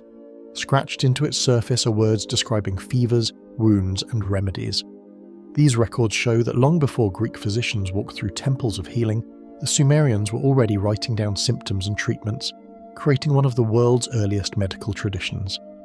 Dating back to about 2100 BCE, the tablets that remain show a striking mixture of careful observation and sacred ritual. Illness was often described as the work of spirits, yet at the same time, symptoms were listed in detail, suggesting that healers paid close attention to the human body. A patient might be said to suffer from the hand of a god, but the tablets still included careful notes about the pulse, the skin, or the colour of discharge. This dual approach makes their writings both mystical and practical. Among the earliest known collections is a set of tablets from Nippur, one of Sumer's major cities. These texts outline treatments for digestive problems, infections, and injuries. Some remedies call for herbs mixed with beer or wine, others for poultices applied directly to wounds. The choice of ingredients suggests experimentation, as healers learned which plants soothed pain or reduced swelling. Such records indicate that Sumerian medicine was more than ritual. It contained seeds of rational practice. The use of natural materials shows an awareness of their environment that goes beyond simple survival. Plants like willow, known today to contain salicylic acid, appear in some prescriptions. Mineral substances, including salt and sulfur, also found their way into treatments. Whether by accident or careful observation, the Sumerians tapped into chemical properties that later civilizations would rediscover centuries. Healers were not limited to herbs and minerals. They also used surgery on a basic level. Clay models and texts point to procedures involving draining abscesses or stitching wounds. While there is no clear evidence of advanced internal surgery, the presence of sharp tools and controlled methods of cleaning wounds suggests that they recognized the dangers of infection. The ability to open the skin and attempt repair shows remarkable courage and skill for such an early time. These practices were carried out by individuals often referred to as ASU, a term that roughly translates to physician. They worked alongside a shipu, exorcists who performed rituals meant to drive out malevolent forces. Together, they represent two sides of Sumerian healing, one rooted in material treatments, the other in spiritual acts. Instead of being in conflict, the two roles often overlapped, with a single healer able to prescribe both chants and salves. This cooperation created a holistic system, blending faith with science. Though compiled at a later time, the cuneiform tablets uncovered in Ashurbanipal's library at Nineveh safeguard many Sumerian traditions. These texts show medical descriptions so precise that scholars today can identify diseases such as epilepsy, pneumonia, or even strokes. For a society without microscopes or advanced tools, the accuracy is striking. They recorded patterns of recurring symptoms, building a foundation of knowledge that anticipated clinical observation in modern medicine. Even more intriguing are the diagnostic texts. Instead of simply listing cures, some tablets guide the healer through a process of examining the patient. The colour of the eyes, the sound of the cough, or the condition of the tongue could lead to different judgments. These writings demonstrate a systematic attempt to understand cause and effect, rather than relying solely on divine explanations. While many treatments may seem primitive now, their combination of ritual and observation had unexpected benefits. Incantations, though not medicinal in a chemical sense, could calm patients and provide reassurance. Herbal remedies may have delivered real physiological effects, easing pain or reducing fever. Together, they created a therapeutic experience that addressed both body and mind, an approach not unlike some modern holistic methods. The role of the moon and stars in Sumerian medicine also adds another layer of complexity. Certain treatments were timed with lunar phases, and healers believed that celestial cycles influenced the outcome of illness. While these connections were spiritual in nature, they also reflect careful tracking of time and its relation to human health.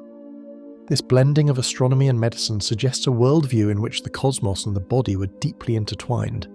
Evidence of organised training further shows the seriousness with which medicine was pursued. Tablets sometimes include instructions written in a way that suggests they were copied by apprentices. These records may have been used in schools where future physicians learned their craft. If so, then medicine was not only practiced but also systematically taught, ensuring that knowledge could be passed down across generations. The endurance of these medical traditions can be traced in later Mesopotamian cultures. Babylonians and Assyrians inherited much of Sumerian healing knowledge, expanding and refining it over centuries. Some remedies even found echoes in Greek texts, raising the possibility that fragments of Sumerian practice travelled across cultures, influencing the roots of Western medicine. And still the secrets remain. How much of their knowledge was based on trial and error, and how much was guided by a deeper understanding of the body? Did the use of specific herbs come from generations of careful testing, or were they discovered by chance?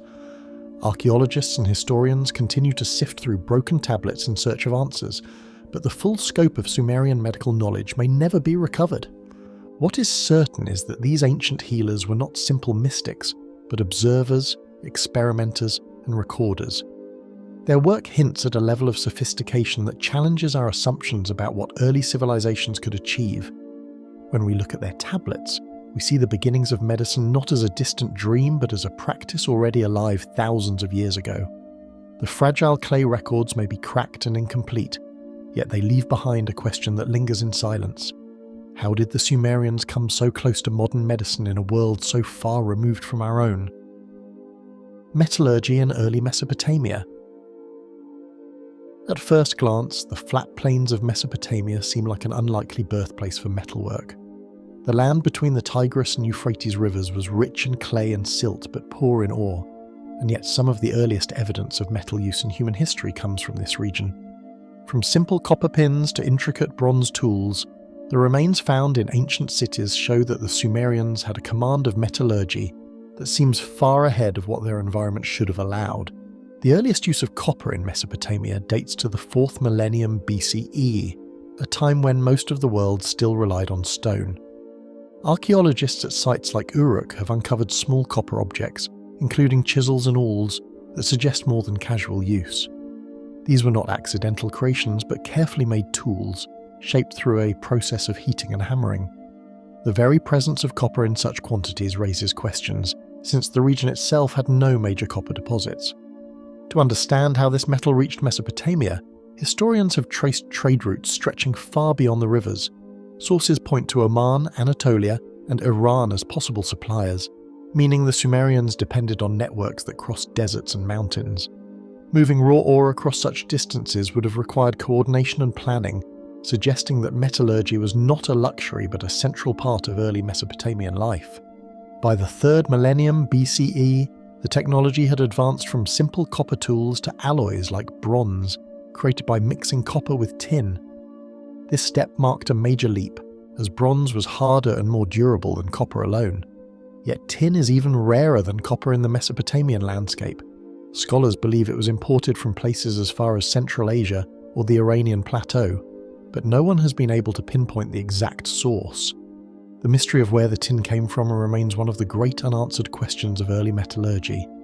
Excavations at Ur, Lagash and Nippur reveal that bronze was used for more than weapons and tools.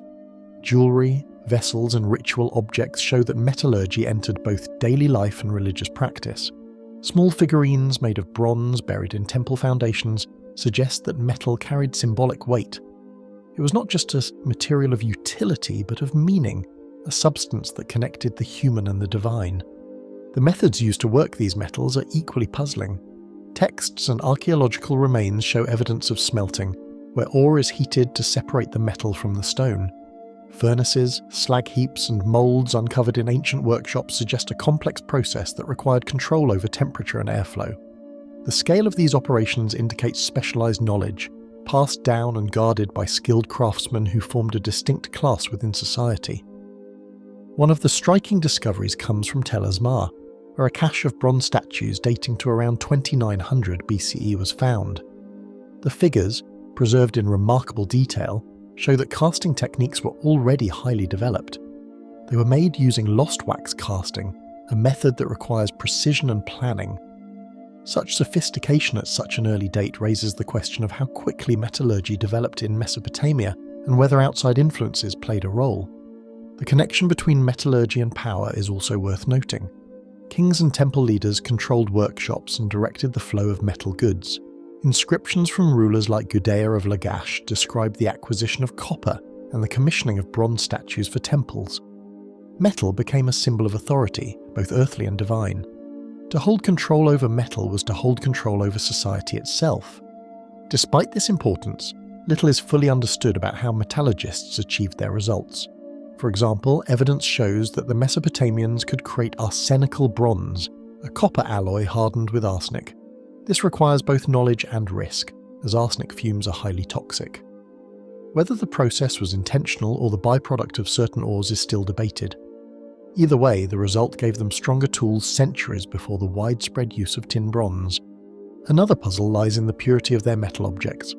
Tests on artifacts reveal high levels of refinement, suggesting that smelters could control impurities. Achieving this would have demanded a close understanding of ore sources and furnace design. Yet there are no surviving written manuals describing the process. What we know comes only from the artifacts themselves, which seem to speak of a technical skill not fully explained by the fragments of evidence left behind. The scale of production is another point of wonder. Thousands of metal items have been found in burial sites, temples and city ruins. This volume indicates not occasional use, but an industry, one that consumed vast amounts of imported ore.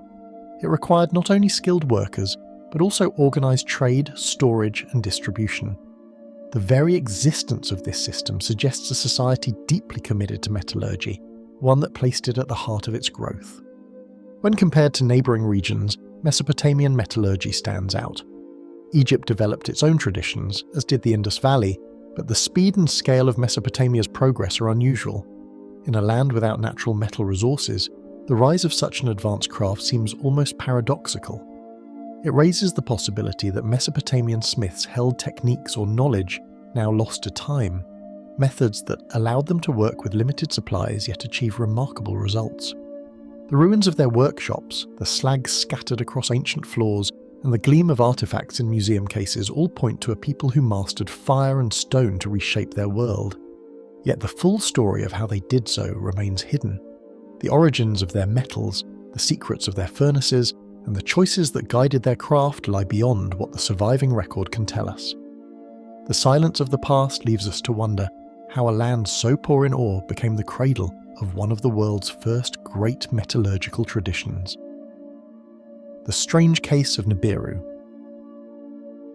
The word Nibiru first appears not in myths of destruction, but in the careful records of Babylonian astronomers. On ancient clay tablets written in cuneiform, Nibiru is mentioned as part of star lists and planetary descriptions. To the scribes who wrote them, the name carried meaning, but what exactly it meant has left modern scholars with a puzzle that refuses to settle into one clear answer. The earliest reference comes from texts linked to the god Marduk. In the Babylonian creation epic, the Enuma Elish, Nibiru is described as a star or heavenly marker associated with Marduk's role in ordering the cosmos. The text portrays it as a fixed point of crossing, a place where the paths of other bodies align. This is not a casual mention, but a central part of how Babylonians explain the structure of the heavens. Later astronomical tablets complicate the picture. In the Mul.Apin series, which dates to the 1st millennium BCE, Nibiru is sometimes identified with the planet Jupiter. In other passages, it appears to stand for Mercury, or even a point connected to the equinox. The shifting identity has led to debate over whether Nibiru was meant as a specific planet or as a broader concept for a position in the sky. Each interpretation changes the meaning of the word and leaves space for uncertainty. The confusion grows when one considers how carefully Mesopotamian scholars observed the skies. They tracked planetary movements with such precision that later Greek astronomy built upon their records. For these observers to use a term that does not match a single, fixed planet is unusual.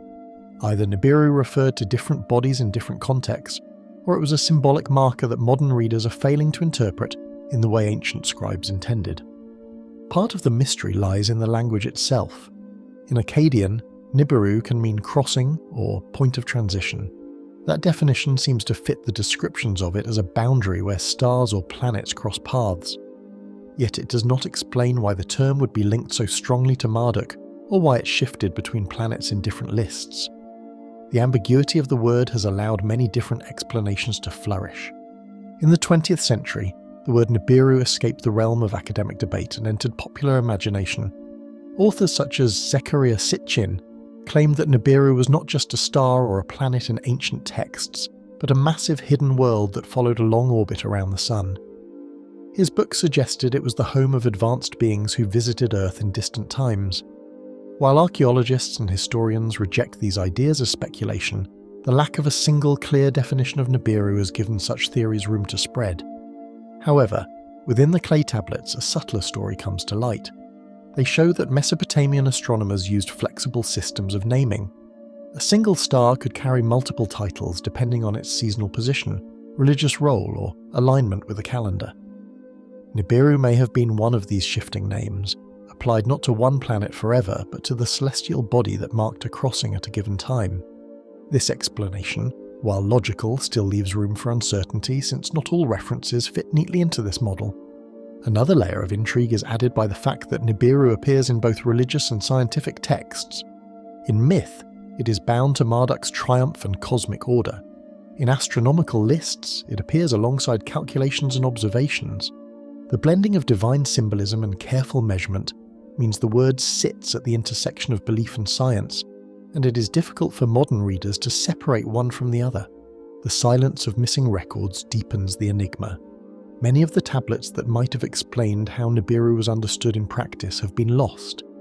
Excavations at Nineveh and Babylon uncovered fragments, but not a complete series.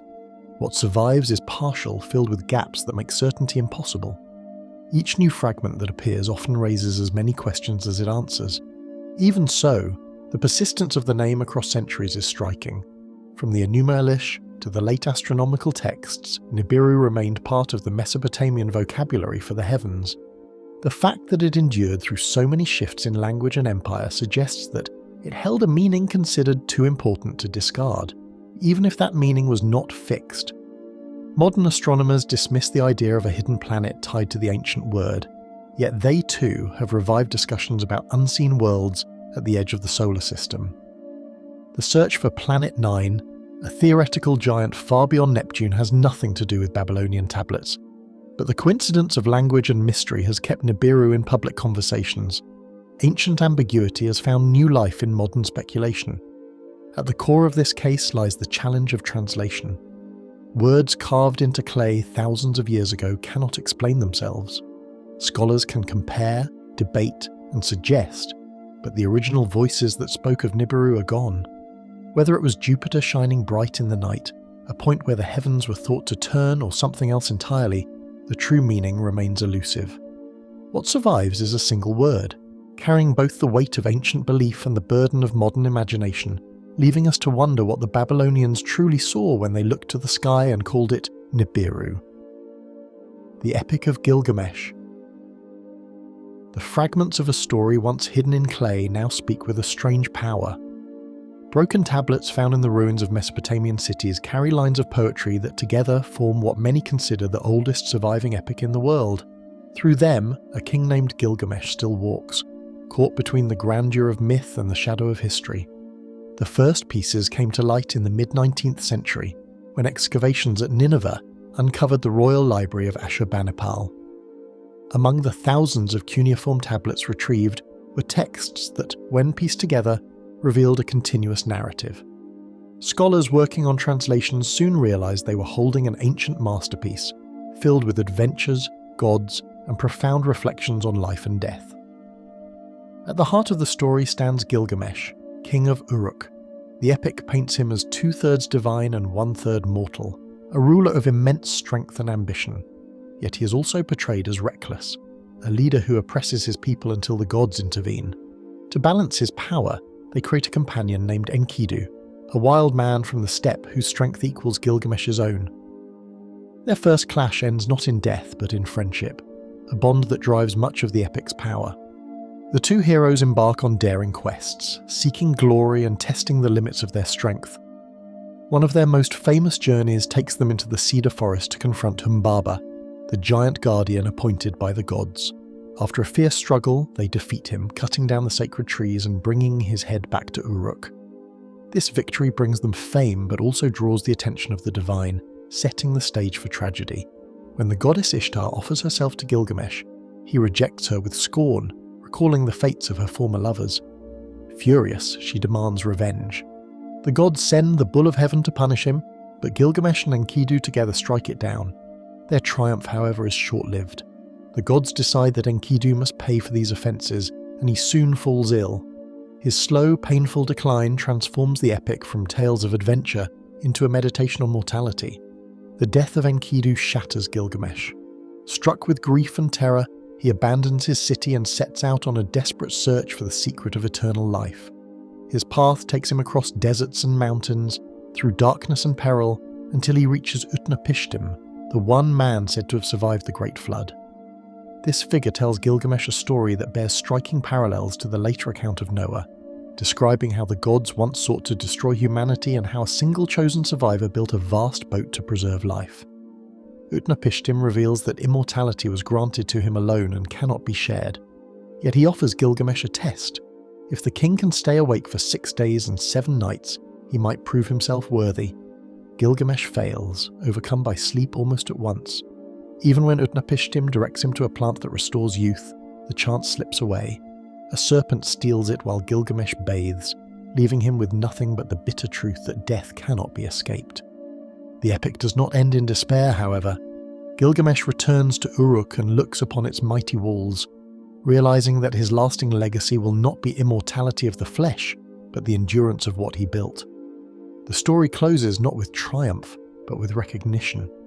A human understanding that achievement and memory stand where eternal life cannot. What haunts in this ancient work comes as much from its voice as from its age. The themes it explores, friendship, loss, the fear of death, remain as familiar today as they were thousands of years ago.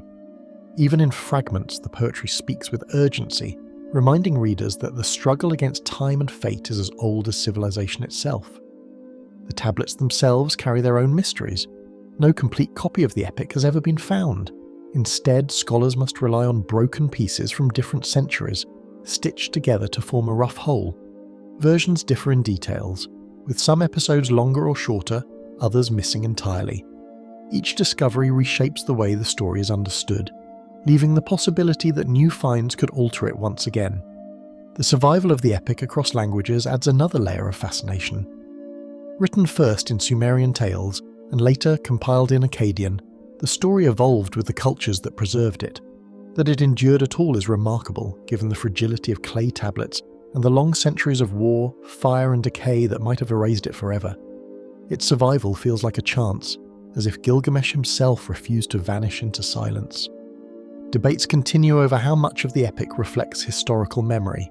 Scholars agree that a king named Gilgamesh may have ruled Uruk around the early 3rd millennium BCE, though evidence is scarce. Whether the epic preserves faint echoes of real events or transforms a distant ruler into a legendary figure is impossible to say. The line between history and myth blurs, as it so often does in the ancient world. The rediscovery of the Epic of Gilgamesh in modern times sent shockwaves through both scholarship and religion. The flood story in particular, older than the biblical account, raised questions about the transmission of myths across cultures. Yet beyond its influence, the epic endures because of its humanity. It confronts questions that remain unanswered, about the limits of power, the weight of grief, and the meaning of life in the face of death. Through fragments baked in clay, an ancient voice whispers across time, reminding us that even in the earliest cities, people wondered how to face mortality and what remains when all else is lost. Unexplained maps of the stars. Long before telescopes reached the heavens, the night sky was recorded in ways that remain difficult to explain. Among the clay tablets, carvings and fragments left by Mesopotamian civilizations are images and inscriptions that seem to trace constellations with uncanny accuracy. These artifacts, fragile and incomplete, raise questions about how ancient observers could have charted patterns that appear far more advanced than the tools known to them should have allowed. One of the earliest clues lies in the ruins of Nineveh, where thousands of tablets from Ashurbanipal's library were unearthed in the 19th century. Mixed among accounts of trade, laws and rituals were texts that listed stars and planetary movements. Some of these lists bear striking similarity to catalogues made millennia later by Greek astronomers, yet the Mesopotamian records predate them by centuries.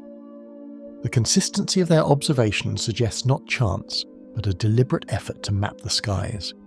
These star records were not random notes, but part of a structured system. Scholars now know that Babylonian astronomers used detailed methods to track the paths of Venus, Jupiter, and the Moon. They even recognized repeating cycles, recording them carefully across generations. The so-called Muldotter pin tablets, copied around 1000 BCE but based on earlier traditions, contain a vast star catalogue. The precision of these tablets has startled modern researchers, who see in them the work of astronomers who knew the sky with both patience and skill. Beyond mere observation, certain fragments appear to extend. A damaged tablet known as the planisphere, held in the British Museum, has stirred debate for decades. Some interpreters believe it records a specific astronomical event, perhaps even an unusual sighting such as a meteor impact around 3000 BCE. The tablet's mixture of symbols, numbers and star references is dense and difficult to decode, leaving room for both scholarly caution and speculation about its true purpose. The fascination deepens with the way these ancient records align with modern astronomy. Certain constellations drawn in Mesopotamian records match those still used today, such as Taurus, Leo, and Scorpius. The shapes are close enough that their survival through thousands of years seems unlikely to be a coincidence. Instead, it points to a tradition of star mapping that may have been handed down, refined, and preserved across different cultures and epochs. Some scholars argue that these maps were not scientific in the modern sense, but deeply tied to ritual and divination. For Mesopotamian priests, the heavens were a stage upon which the gods spoke their will. An eclipse might foretell disaster, while the rising of Venus could signal favour. Even so, the accuracy of their records suggests that their religious goals required precise data. What appears to us as astronomy may have been, for them, the foundation of prophecy. The question of method remains a puzzle. Without telescopes, how did they chart planetary paths so carefully? One answer lies in the sheer dedication of long-term observation. Generations of scribes may have watched the skies nightly, writing down positions and movements with relentless discipline. The combined memory of centuries could produce a map of surprising accuracy, though the endurance of such effort is hard to imagine in a world so vulnerable to war and upheaval. Evidence of mathematical techniques adds another layer of intrigue. Recent studies of Babylonian tablets from around 350 BCE reveal the use of geometric methods to predict the motion of Jupiter. These calculations were once thought to have originated in medieval Europe, yet here they appear in Mesopotamia centuries earlier. The sophistication of such work raises doubts about how much knowledge has been lost between antiquity and today. Beyond Mesopotamia, echoes of these star maps appear in unexpected places. Later Greek astronomy, credited to figures like Hipparchus and Ptolemy, bears striking similarities to Babylonian records. This suggests that the foundations of Western astronomy were not purely Greek inventions, but inherited from much older sources. The continuity of certain constellations across cultures strengthens the idea of a shared sky chart that travelled through time. Shadows of uncertainty remain. Some tablets describe star groupings that do not match the visible sky as we know it. Interpretations vary. They could reflect shifts in the heavens due to the precession of the equinoxes, or they might represent constellations lost in translation. In rare cases, scholars have suggested the possibility of misidentified astronomical phenomena, such as comets or novas, recorded by ancient eyes but not recognised for what they were. The endurance of these maps also raises questions about their intended use. Were they purely practical, guiding agriculture and calendars? Or were they symbolic, aligning earthly rule with cosmic order? Kings of Mesopotamia often sought legitimacy through connection to the stars, claiming that their reigns mirrored divine will. To hold the knowledge of the heavens may have been as much a political tool as a scientific one. Modern technology has allowed researchers to re-examine old finds with fresh eyes. Digital imaging and new translations sometimes reveal details overlooked for decades. In some cases, what once seemed like abstract marks are reinterpreted as accurate star positions. The possibility remains that other tablets still buried or awaiting study could expand our understanding of just how far ancient stargazing reached. The survival of these records through fire, conquest and time feels unlikely, yet here they are, fragments of a night sky preserved in clay. They whisper of men and women who stood beneath the same stars we see today, tracing lines and seeking meaning. Their vision of the cosmos was not ours, yet the precision of their records cannot be dismissed. In the end, these unexplained maps remind us that the past may have contained knowledge that we only partly understand, knowledge that continues to shimmer, half-revealed, like stars glimpsed through broken clouds. The Enuma Elish creation story. From the ruins of Nineveh, the clay fragments holding the Enuma Elish emerged during 19th century excavations. Buried beneath the debris of the Assyrian royal library, they lay silent for centuries before being brought to light. When pieced together, these tablets revealed not just a tale of gods and battles, but one of the earliest surviving accounts of how the world was thought to have begun. The name Enuma Elish comes from its first line, which translates to when on high. The words introduce a world before order, a time when only swirling waters existed. Apsu, the fresh water, and Tiamat, the salt water, mingled together, and from them the first gods arose. In this opening, creation is not gentle but restless, setting the stage for a drama that would shape how Mesopotamians understood the universe. As the story unfolds, conflict quickly takes centre stage. Younger gods disturb the calm of Apsu, whose anger drives him to plot their destruction.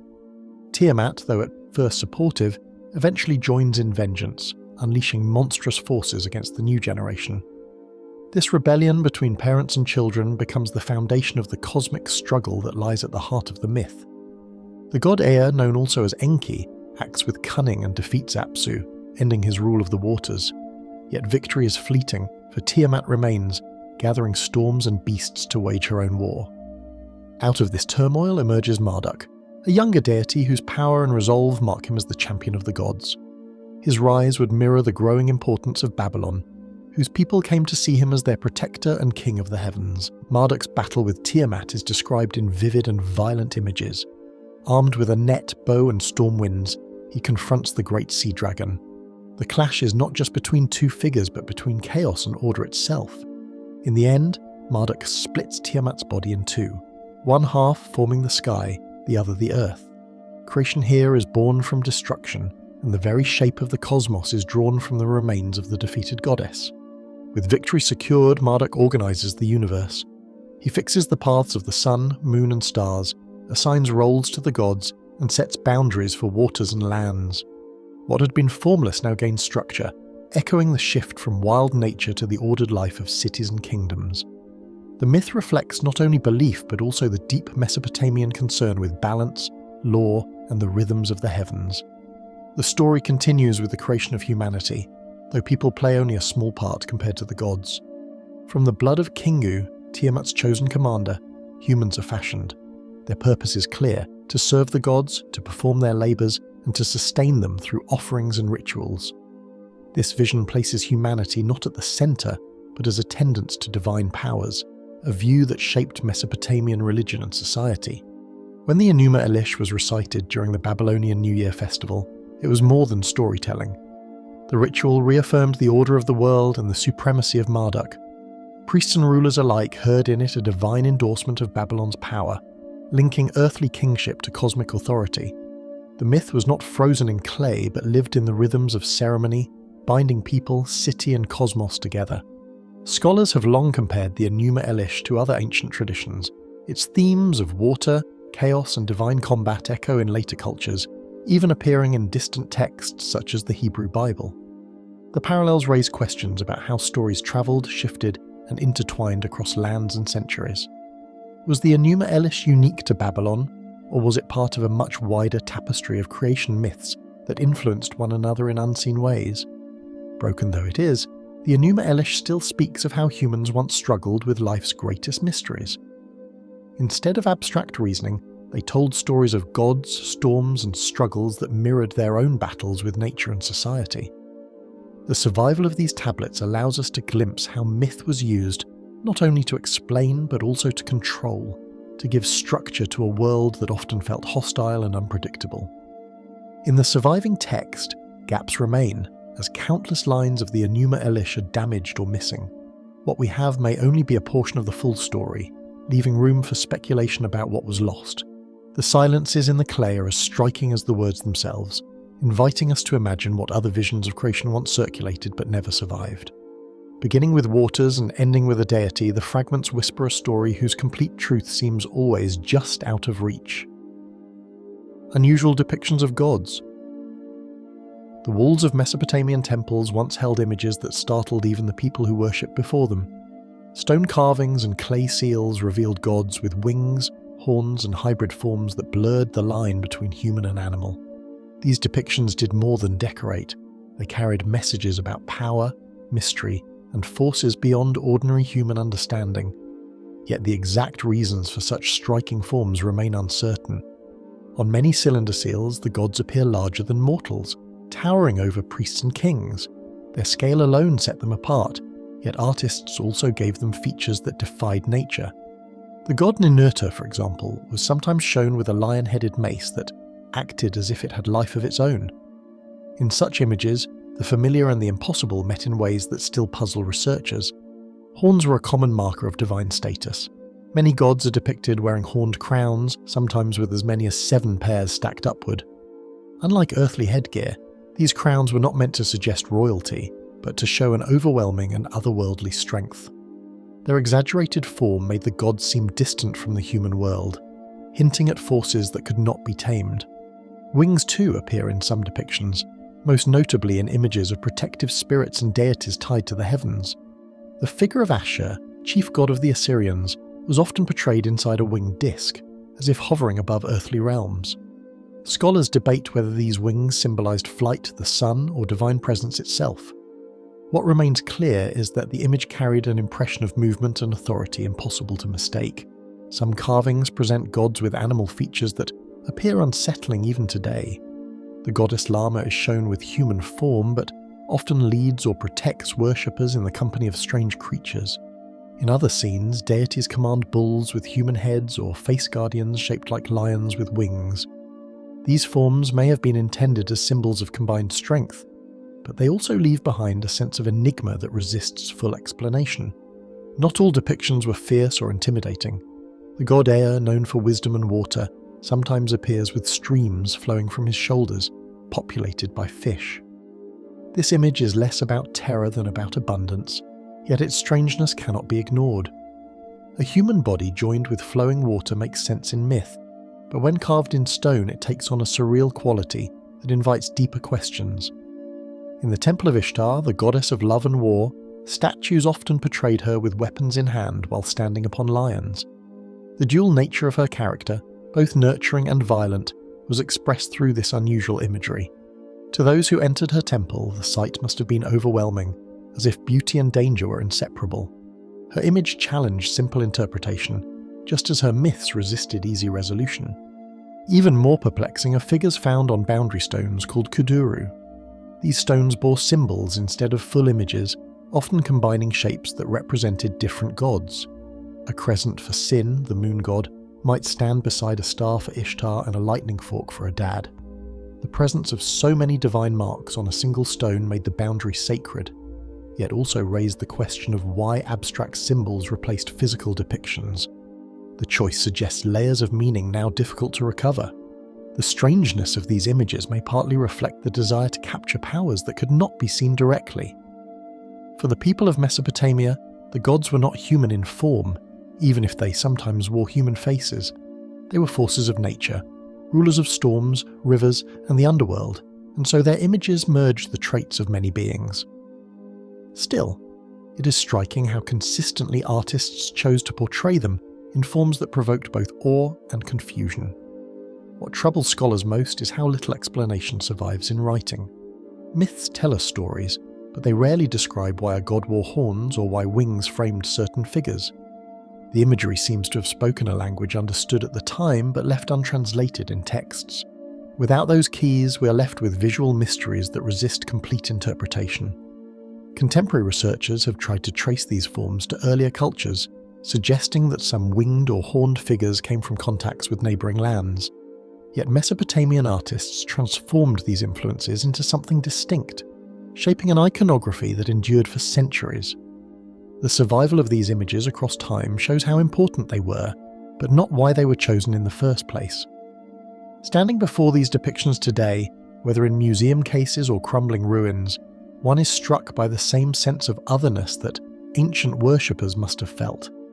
The gods are close enough to recognise yet distant enough to unsettle, their forms bridging the gap between the natural and the impossible. Their images remain as powerful as their silence, leaving us to wonder what truths they were meant to hold. In the gaze of horned crowns and winged forms, there lingers the impression that these gods were meant to be more than seen. They were meant to remind humanity that the divine would never be fully known. Knowledge of the human body. Covered in precise wedge-shaped script, the clay tablets have unveiled surprising insights into the minds of the ancient Sumerians. Among their records of trade, farming, and myth, some texts describe the human body with a precision that seems far beyond what one might expect from a civilization that lived more than 4,000 years ago. These writings open a window into how the earliest doctors, priests, and scribes thought about flesh, bone, and breath. The city of Nippur produced many fragments that show medical interest. One tablet from around 2000 BCE lists parts of the body in order, moving from the head downward, naming the ears, the nose, the tongue, and the internal organs. This structure suggests a systematic attempt to map the body. The order itself reveals a kind of logic, as if the scribes were trying to give shape to knowledge, rather than simply listing what they observed. Other texts go further, describing ailments in different parts of the body. Some tablets detail swelling in the hands or pain in the chest, while others speak of bleeding from the nose or problems with the stomach. What is remarkable is the way these symptoms were grouped. Instead of being scattered, they were tied to specific body regions, showing an awareness that the body was divided into interconnected zones. The Edwin Smith Papyrus from Egypt is often celebrated as one of the earliest medical documents, but Mesopotamian records suggest that similar traditions were forming independently in Sumer. Tablets discovered at Ur and Sippar reveal that Sumerian healers could distinguish between diseases caused by physical injury and those thought to come from unseen forces. This separation shows that they were not simply treating illness as random, but as something that could be studied and categorized. Descriptions of veins and arteries appear in some later Akkadian texts, where the body is said to contain channels through which life flows. These channels were not explained with the same clarity as modern circulation, yet the recognition that the body carried fluids in specific paths was a step toward a greater understanding. Such observations may have come from the experience of treating wounds in battle or accidents in farming, where the flow of blood was impossible to ignore. The Sumerians also studied the pulse, though not in the modern sense of measuring heart rate. In certain texts, healers are instructed to place their hands upon the body to feel the life within. The idea that touch could reveal health marks one of the earliest traces of a diagnostic method. Even if their reasoning was framed in spiritual terms, the practice suggests careful attention to physical signs. Incantations often accompanied treatment, and to modern eyes this may seem less like medicine and more like ritual. Yet the mixing of herbs, oils and procedures shows a dual understanding, that the human body responded both to the natural world and to forces beyond human control. The use of willow, juniper and other plants hints at an empirical tradition, passed down through repeated trial, hidden within the language of prayer. Headaches, for example, were described in ways that suggest close observation. Tablets refer to pain that grips like a band or presses as a weight, terms that echo descriptions still use today. While they lacked knowledge of nerves or the brain's structure, their attempt to describe pain patterns shows how carefully they listened to sufferers. This suggests that medical practice involved more than ritual. It required attention to the details of human experience. Sumerian texts also preserve surgical references, though limited. There are hints that abscesses were lanced and wounds cleaned with beer or wine, substances that acted as mild antiseptics.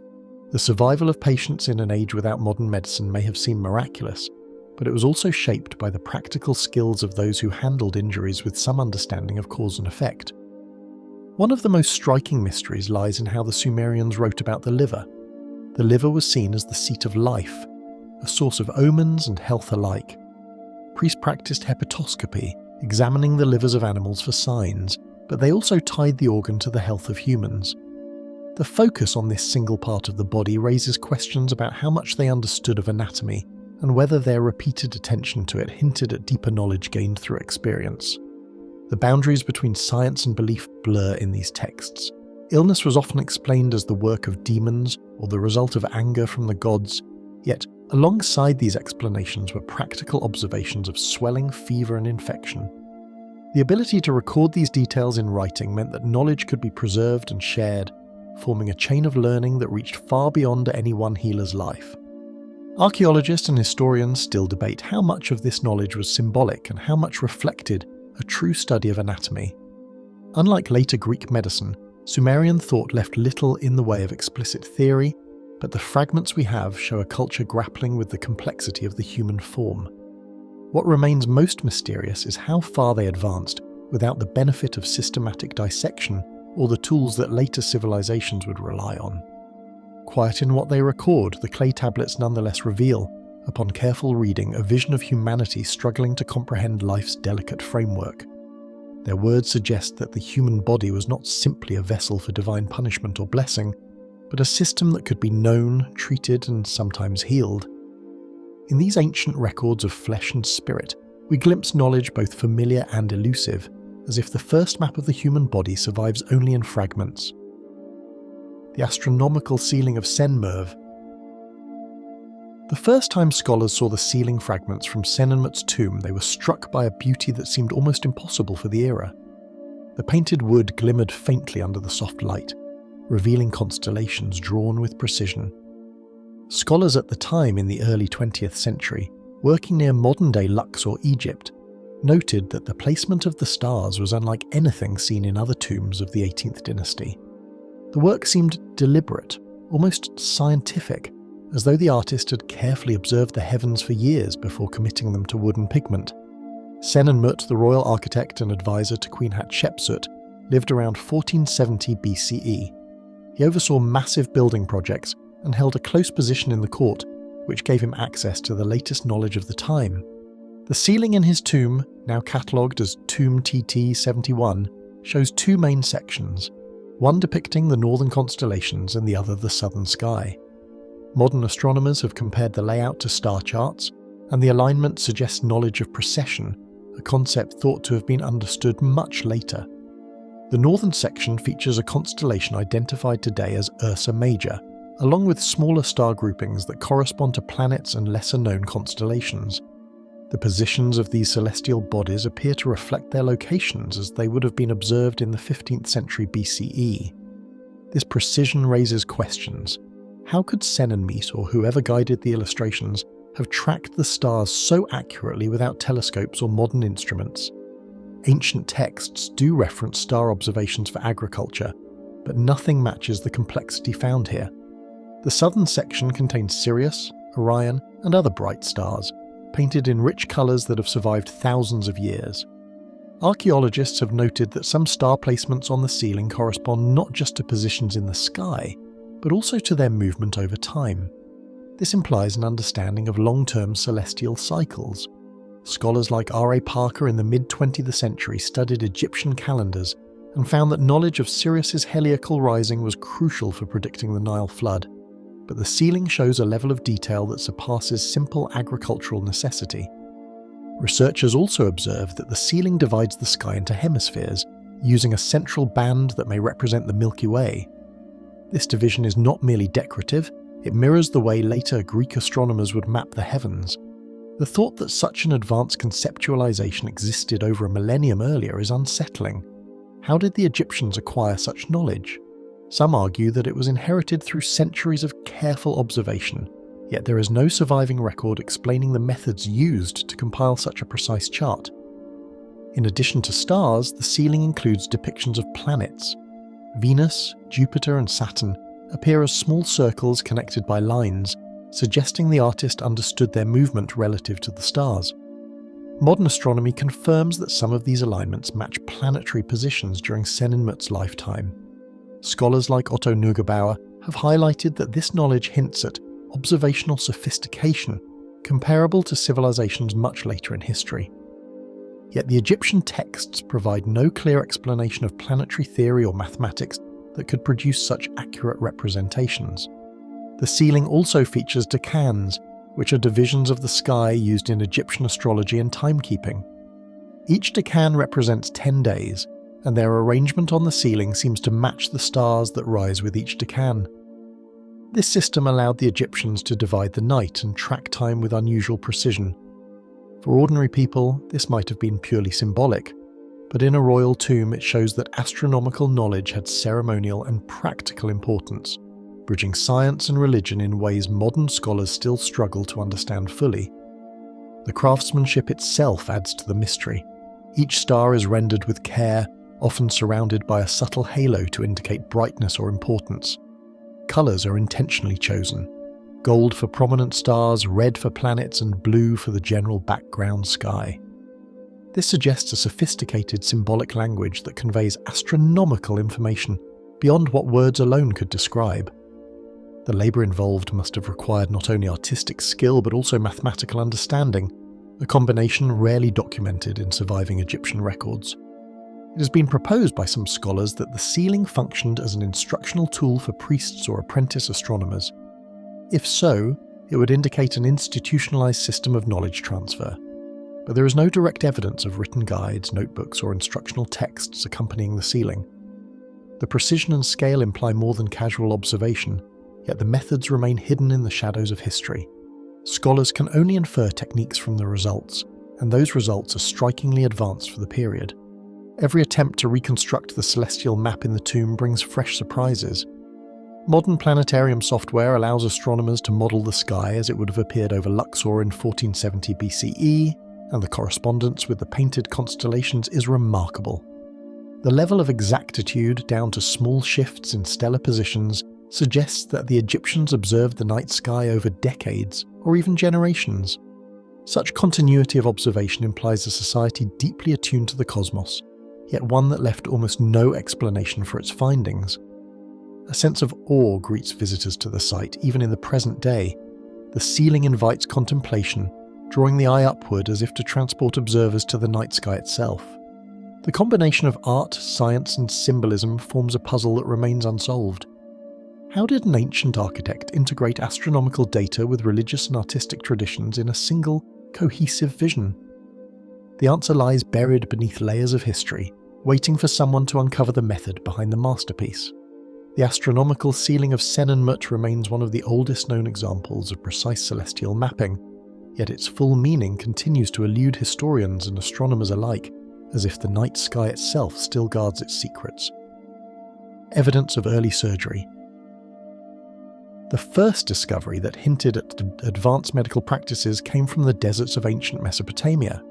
Archaeologists unearthed skulls that bore small, carefully cut holes.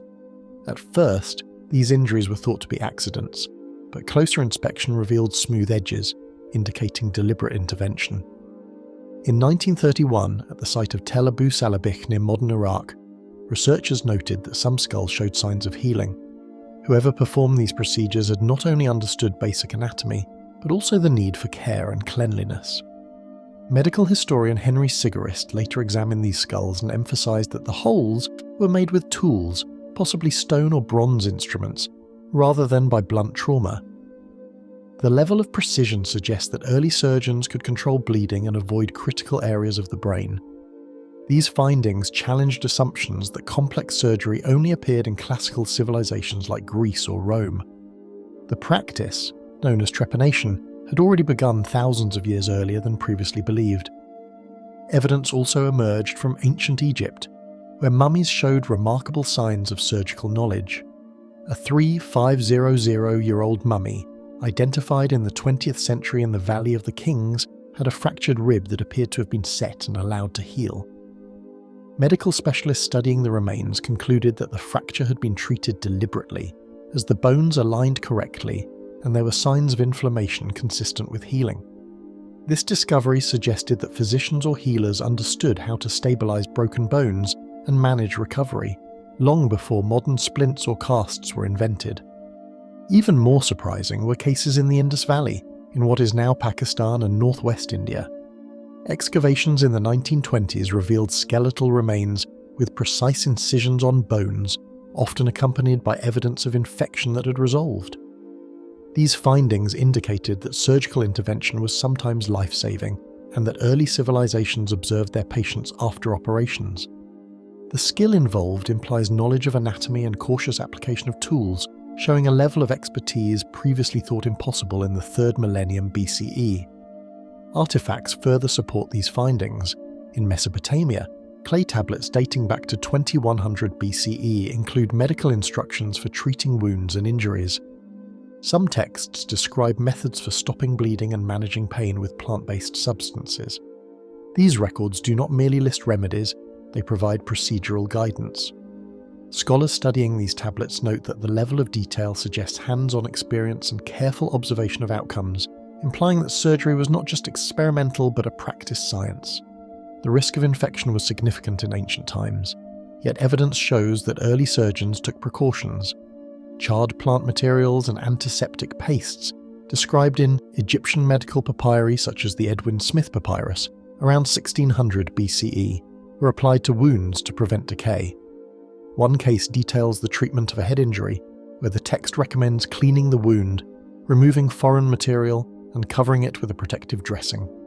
This approach closely resembles modern antiseptic principles, revealing a surprisingly sophisticated understanding of hygiene in surgical contexts. Trepanation, the deliberate opening of the skull, appears in several cultures across continents. In Peru, burials dating back to 2000 BCE display skulls with healed openings similar to those in Mesopotamia. The recurrence of this practice in geographically separated societies raises questions about the transmission of medical knowledge. Whether developed independently or through cultural exchange, these surgical interventions indicate a shared recognition of the human body's vulnerabilities and the potential for intervention. The tools themselves provide insight into the precision of early surgery. Bronze scalpels, awls, and chisels have been found in Mesopotamian and Egyptian sites.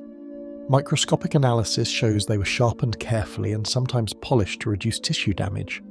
Archaeologists have noted that the variety of instruments corresponds with different surgical tasks, from small incisions to larger bone work. Such differentiation suggests specialization among practitioners, hinting at a class of trained individuals devoted to healing and medical experimentation. Patients too left their mark on history. Skeletal evidence indicates that survival rates were higher than expected. Healing bones and signs of regrowth around skull openings confirm that the procedures were not always fatal. This challenges the notion that ancient surgery was haphazard. In fact, these early doctors demonstrated patience, skill, and careful attention, often monitoring patients over weeks or months. Their success depended not only on tools and techniques, but also on observation, knowledge of the body, and the use of natural remedies to aid recovery. Some modern scholars suggest that ritual and medicine were intertwined. Healing could involve prayers, protective charms, and symbolic incisions, blurring the line between spiritual and medical practice. In Mesopotamia, textual references to illnesses often invoked gods, while instructions for treatment combined practical care with ritual. This dual approach may have provided psychological comfort and practical benefit, reinforcing the healer's authority while reducing the patient's stress, which could have aided recovery. The cumulative evidence presents a compelling picture.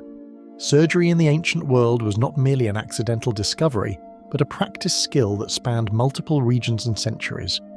Mesopotamian, Egyptian, and Indus Valley cultures all demonstrate an understanding of anatomy, careful handling of instruments, post-operative care, and even preventative hygiene. While their methods were primitive compared to today's standards, the success of these early surgeons challenges assumptions about the timeline of medical knowledge. The study of these ancient practices continues to inspire modern medicine. Researchers use CT scans and forensic techniques to analyze skulls and bones, revealing details invisible to the naked eye. Every healed fracture or cranial incision tells a story of courage, observation, and ingenuity. These early healers operated in a world without modern hospitals or anesthesia, yet their achievements echo across millennia, offering a glimpse of skill and knowledge that might have been lost but for careful archaeological work. The evidence of early surgery is a silent testimony, etched into bones and preserved in texts, that the human drive to understand and heal the body existed long before modern science, and its full depth may still be waiting to be uncovered. Agricultural origins. The earliest signs of agriculture appeared along the fertile banks of rivers where water nourished the land. In the Levant near present-day Israel and Jordan, archaeologists have uncovered sites dating to around 10,000 BCE where wild grains were collected and planted. At places like Jericho and Abu Huraira, evidence shows that people began to transition from foraging to cultivating plants, marking the first steps toward organized food production. This change transformed the way humans lived, allowing them to settle in one place rather than constantly move in search of resources. At Abu Huraira, excavations revealed remnants of einkorn and emmer wheat, along with storage pits for seeds. These discoveries suggest that early communities had learned not only to plant crops, but also to manage and store them. Clay and stone tools found alongside these pits indicate methods for grinding grain into flour. The combination of cultivation, storage, and processing shows that agriculture requires planning, experimentation, and careful observation of the natural environment. Animal domestication emerged alongside crop cultivation. In the Zagros Mountains of modern Iran, evidence from around 9000 BCE shows that goats and sheep were selectively bred for human use. By controlling herds and guiding their breeding, early farmers could rely on meat, milk, and wool in a predictable way. This relationship between humans and animals transformed societies, creating stability that allowed villages to expand and new settlements to form. Environmental conditions played a crucial role in the development of agriculture. The end of the last ice age brought warmer temperatures and more consistent rainfall in parts of the Fertile Crescent. These changes made it possible to grow a variety of plants in a single region. Archaeologists studying pollen samples and sediment layers in the Tigris-Euphrates basin have traced shifts in vegetation that match the emergence of early fields and cultivated plots. These natural changes encouraged humans to experiment with planting and harvesting in ways they had never attempted before. The tools of early agriculture also reveal an unexpected sophistication. Flint sickles from Jericho, dating to around 8000 BCE, show signs of repeated use in cutting grass and cereal stalks. The edges were often polished, suggesting that early farmers understood the value of maintaining sharp tools for efficiency. Stone mortars and grinding slabs found in these sites indicate that processing grain into edible forms was already well established. These tools were not simple implements, they were carefully designed to support a growing agricultural lifestyle. Water management became increasingly important as communities relied on crops for survival. In Mesopotamia, Evidence from the Ubaid period, around 6,500 BCE, shows the earliest irrigation canals. Small channels diverted water from rivers to fields, allowing farmers to control moisture levels and protect plants from drought. These canals required cooperation and planning, indicating that early agriculture involved social organization in addition to technical knowledge. Communities had to work together to dig, maintain, and use these irrigation systems effectively. Seeds and plants themselves were carefully selected for desirable traits. Archaeologists studying ancient wheat and barley varieties from sites across the Fertile Crescent have noted that early farmers favoured grains with larger seeds, higher yields, and easier processing characteristics. This selective cultivation represents one of the first forms of intentional breeding. It demonstrates that humans were not passive observers of nature. They were actively shaping it to suit their needs and improve survival chances. The shift to agriculture had profound cultural effects. Permanent settlements allowed for the construction of durable homes and storage facilities, which are evident in sites like Çatalhöyük in Turkey, dating to around 7,500 BCE. These structures indicate that people invested in long-term habitation, reflecting confidence in their ability to produce enough food. Artifacts, figurines, and symbolic carvings found in these settlements suggest that agricultural life influenced beliefs, rituals, and social hierarchies, linking the material and spiritual aspects of early communities. Trade networks began to form as a result of surplus production. Communities with abundant crops could exchange goods with neighbouring groups that had different resources. Evidence from sites in northern Mesopotamia and the Levant shows the movement of obsidian, flint, and shell, demonstrating that agriculture supported not only food security, but also economic interaction. This early trade helped spread knowledge, techniques, and even plant varieties across regions, accelerating the development of complex societies. Agricultural innovation did not happen uniformly. Some areas, like the Nile Valley in Egypt, developed irrigation and planting practices independently from Mesopotamia. Sites such as Merimde Beni Salama, dating to around 5000 BCE, show early reliance on wheat and barley, alongside domesticated cattle and goats. Despite geographic separation, these societies discovered similar solutions for cultivating crops, suggesting that the human drive to experiment, observe, and adapt was universal. The evidence of early agriculture paints a picture of human ingenuity and persistence. From planting seeds and domesticating animals to creating tools and managing water, these early farmers transformed the landscape and society. They laid the foundation for civilization itself, proving that careful observation, trial and error, and cooperation could turn wild landscapes into sustaining communities. Each field, canal, and storage pit tells a story of experimentation and adaptation that still shapes our world today. As the first crops took root and villages grew, humans began to realize that the earth could be guided and shaped, a revelation that would forever change the balance between nature and culture. Music and the oldest known songs. In the flickering light of ancient temples, the first sounds of music may have echoed across stone walls, connecting humans to something beyond themselves. The oldest known song, discovered on a clay tablet from Ugarit in modern-day Syria, dates back to around 1400 BCE. Written in cuneiform script, it contains musical notations alongside words, revealing that melodies were carefully composed rather than improvised. This tablet, now preserved in the National Museum of Damascus, gives a rare glimpse into the artistic life of early civilizations, showing that humans were already thinking in terms of rhythm, pitch, and harmony. Archaeologists have found other early instruments that hint at musical practices far older than the Ugarit tablet. Flint flutes from Germany, made around 40,000 years ago, suggest that prehistoric humans experimented with sound long before written notation existed. Hollowed bones with carefully placed holes allowed for variations in pitch, showing an understanding of musical scale even in the Paleolithic period. These instruments indicate that music was not merely entertainment. It may have played a role in ritual, storytelling, and social cohesion among small hunter-gatherer groups. In Mesopotamia, lyres and harps were common, often buried with the dead to accompany them into the afterlife. Excavations in the royal cemetery of Ur, dating to around 2500 BCE, uncovered beautifully crafted stringed instruments with gold and lapis lazuli decorations. The attention to detail suggests that music held spiritual or ceremonial importance. Scholars studying the lyre's structure have discovered that they were capable of producing complex melodies, indicating a sophisticated understanding of sound and resonance that would shape future musical traditions. The notation on the Ugarit tablet provides evidence of theory, not just practice.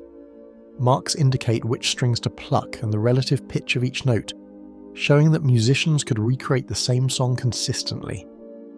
This early system of recording music suggests that communities valued preserving their compositions, much as they preserved texts, laws, and stories. It reflects an understanding that music was a structured language, capable of conveying emotion, meaning, and memory across generations. Music was closely linked to religious practice in the ancient world.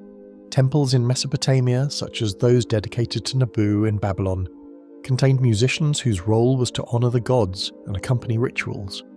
Hymns inscribed on clay tablets were performed with the lyre, drum, and flute. The combination of voice and instruments created patterns of sound that were both meditative and evocative, connecting human participants to divine presence. Archaeological evidence suggests that some pieces were highly elaborate, with multiple musicians coordinating timing and harmony. Even ordinary daily life in early societies involved music. People may have sung while grinding grain, weaving, or herding animals. Ethnographic studies of later cultures in the same regions suggest that songs were used to pass down knowledge, count time, or signal tasks. These practical songs likely influenced ceremonial music, forming a continuous thread between work, ritual, and play. The ubiquity of sound in everyday life indicates that music shaped human perception of time, rhythm, and social interaction from its earliest stages. The instruments themselves show remarkable innovation. Bone flutes, reed pipes, and stringed lyres were tuned with precision. In the Sumerian city of Lagash, artistic depictions of musicians demonstrate knowledge of hand placement, finger technique, and string tension. Some lyres featured resonators made from tortoiseshells or wooden boxes, enhancing volume and tonal quality. These technical advancements indicate that early humans were not only inspired by music, but also dedicated themselves to engineering instruments capable of producing a wide range of sounds. Across cultures, music could have created connections. Trade and conquest in the ancient Near East spread instruments, styles, and compositions over vast distances. Tablets from Hittite and Hurrian cities suggest that songs composed in one region were performed in another, sometimes with local adaptations. This exchange of musical knowledge demonstrates that music, like language and writing, was part of the broader movement of culture, ideas, and technology that shaped early civilizations. Performers, whether professionals or community members, developed early forms of notation to maintain accuracy. Some cuneiform tablets include instructions about rhythm, phrasing, and even the emotional tone of performance. These details imply that musicians were trained to interpret written guidance, much as modern performers read sheet music. The existence of training and notation underscores music's importance as both an art form and a means of social or spiritual communication. Mesopotamian artistic works, particularly reliefs and cylinder seals, illustrate musicians playing as a group. Harps, lyres, and drums appear alongside dancers and singers, suggesting coordinated performance rather than solo improvisation. These depictions highlight the social dimension of music, emphasizing collaboration, timing, and shared experience. Music was not merely for private enjoyment. It structured community events, strengthened bonds, and celebrated shared identity. Surviving songs from Ugarit and other ancient sources still hold scholars and musicians in rapt attention. Attempts to reconstruct these melodies allow modern listeners to experience sounds that were heard 3 and 4 millennia ago. The process reveals both the continuity and evolution of musical understanding, reminding us that the impulse to create, structure, and share sound is a deeply human trait that stretches back to the dawn of civilization. From hollowed bones to intricately notated tablets, the history of music shows that humans have long sought to give form to sound. Each instrument, melody, and inscription speaks of creativity, ingenuity, and the desire to connect across time. Music shaped daily life, ritual, and culture, leaving traces that continue to inform our understanding of the ancient world. Without voices or instruments, the first songs still echo, lingering to be heard once more. Unfinished Mysteries of Eridu. Eridu rises from the shifting sands of southern Iraq, a city that whispers of beginnings no one fully understands. Considered by many scholars as one of the world's earliest cities, Eridu was established around 5400 BCE in the fertile lands of Sumer. Its ruins stretch across the plain, with crumbling mud brick walls and temple foundations that suggest ambition and planning far beyond simple settlement. Archaeologists walk carefully among fragments of stone and clay, piecing together a city that once may have been a hub of religious and cultural power, though its full story remains hidden beneath centuries of soil. The heart of Eridu was its temple, the Iabzu, dedicated to Enki, the god of water, wisdom and creation. Layers of construction indicate repeated rebuilding over millennia, with each generation adding to the structure yet never fully completing it. Excavations led by Leonard Woolley in the 1920s revealed that even the earliest foundations were carefully aligned, hinting at architectural knowledge that seems advanced for the period. Still, much about the temple's design and function remains a mystery. The meaning behind its precise layout, the purpose of its chambers, and the rituals that took place within are subjects of ongoing debate. Artifacts found in Eridu add to the intrigue. Clay tablets, some bearing early cuneiform, suggest record keeping, perhaps related to trade or ritual. Small figurines, tools, and pottery hint at daily life, yet these items often appear in unusual contexts. Some are buried beneath temple floors, as though offerings or acts of devotion were interwoven with construction. The reasons behind these depositions are unclear, leaving researchers to wonder if they were meant to appease the gods, mark a ceremonial moment, or serve another unknown purpose. Water played a crucial role in Eridu's story. The city was built near marshes fed by the Euphrates, allowing agriculture and settlement to flourish. Yet the relationship between Eridu and its water sources remains partially obscure. Evidence suggests the Sumerians engineered canals and ditches, managing irrigation with skill, but environmental shifts may have forced repeated adjustments. Some scholars propose that rising waters and silting led to periods of abandonment, though exact timelines are difficult to confirm.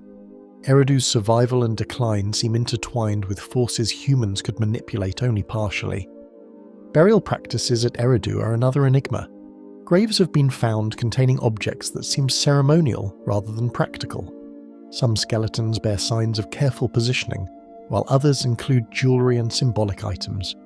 These practices hint at complex beliefs about life, death, and the afterlife, but the specific meanings remain uncertain. Without written explanations, researchers must infer the intentions of those who lived and died here thousands of years ago, leaving room for many unanswered questions. The city also shows early evidence of social hierarchy.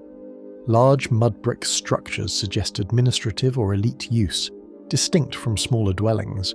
Craftspeople likely worked with clay, stone and metal, producing goods that hint at trade both local and long distance. Yet Eridu's political structure is largely unknown.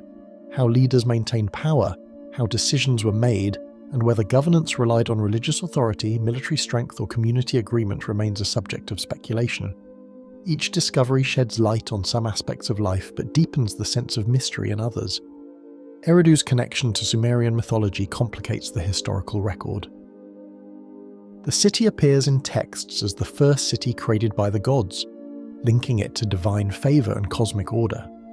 While mythology cannot be taken as literal history, these stories reflect the city's symbolic importance in early Mesopotamian culture.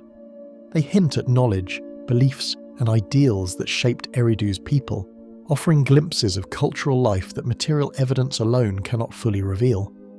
Archaeological work in Eridu faces challenges that add to its unfinished story. Layers of sediment, shifting river paths, and centuries of human activity make excavation difficult. Many areas remain unexcavated or partially studied, leaving large portions of the city unexplored. Each new dig uncovers fragments, but these often raise as many questions as they answer. Scholars must balance careful interpretation with the acknowledgement that our understanding of Eridu is incomplete, always provisional, and subject to revision as new evidence emerges. Despite centuries of study, Eridu continues to resist full explanation. Its temples, homes, and artifacts suggest a city that achieved cultural and technological sophistication, while leaving many mysteries behind. The interplay of human endeavour, environmental change, and religious imagination created a place both remarkable and elusive. As researchers return season after season, they confront a landscape layered with history, yet fractured by time, reminding them that some stories remain unfinished by design. The city of Eridu stands today as a testament to beginnings and questions that persist, a silent witness to knowledge that may never be fully recovered. The disappearance of the Sumerians. The land of southern Mesopotamia, once alive with the sounds of bustling cities, slowly grew silent. By around 2000 BCE, many of the great Sumerian city-states, Ur, Uruk, Lagash, and Eridu, had declined, leaving behind ruins and memories of a civilization that had flourished for millennia. Archaeologists and historians have long studied the remnants, piecing together a story of decline, yet no single explanation fully accounts for how the Sumerians, pioneers of writing, law, and urban life, seemed to vanish from their own lands. Environmental changes played a central role in the disappearance. The Euphrates and Tigris rivers, lifelines for agriculture, shifted courses over centuries, and sedimentation altered the fertility of the soil. Evidence from cores and excavations shows that once rich farmland became less productive, forcing communities to adapt or relocate. The canals and irrigation systems the Sumerians had perfected for centuries fell into disrepair, leaving crops vulnerable to drought and salinity. Without reliable food sources, city populations dwindled, and smaller settlements were abandoned first, leaving larger cities exposed to additional stresses. Conflict and invasion further complicated survival. Sumerian cities were often in competition with one another, and later faced incursions from external groups such as the Akkadians, Elamites, and Amorites. The Akkadian Empire, rising around 2334 BCE under Sargon of Akkad, absorbed many Sumerian territories. While the Sumerian language persisted in administration and literature for several centuries afterward, political control shifted away from Sumerian rulers, reducing their influence and accelerating cultural transformation. Disease may have contributed as well, though evidence is harder to confirm. Skeletal remains show signs of malnutrition and stress, suggesting that epidemics could have spread quickly in densely populated urban centres. Poor sanitation in cities built along rivers, combined with the breakdown of local governance, may have increased vulnerability to illness. Each generation likely faced greater challenges than the last, gradually weakening societal structures and eroding the stability that had once supported complex urban life. Pressures mounted, but Sumerian culture endured longer than might be expected.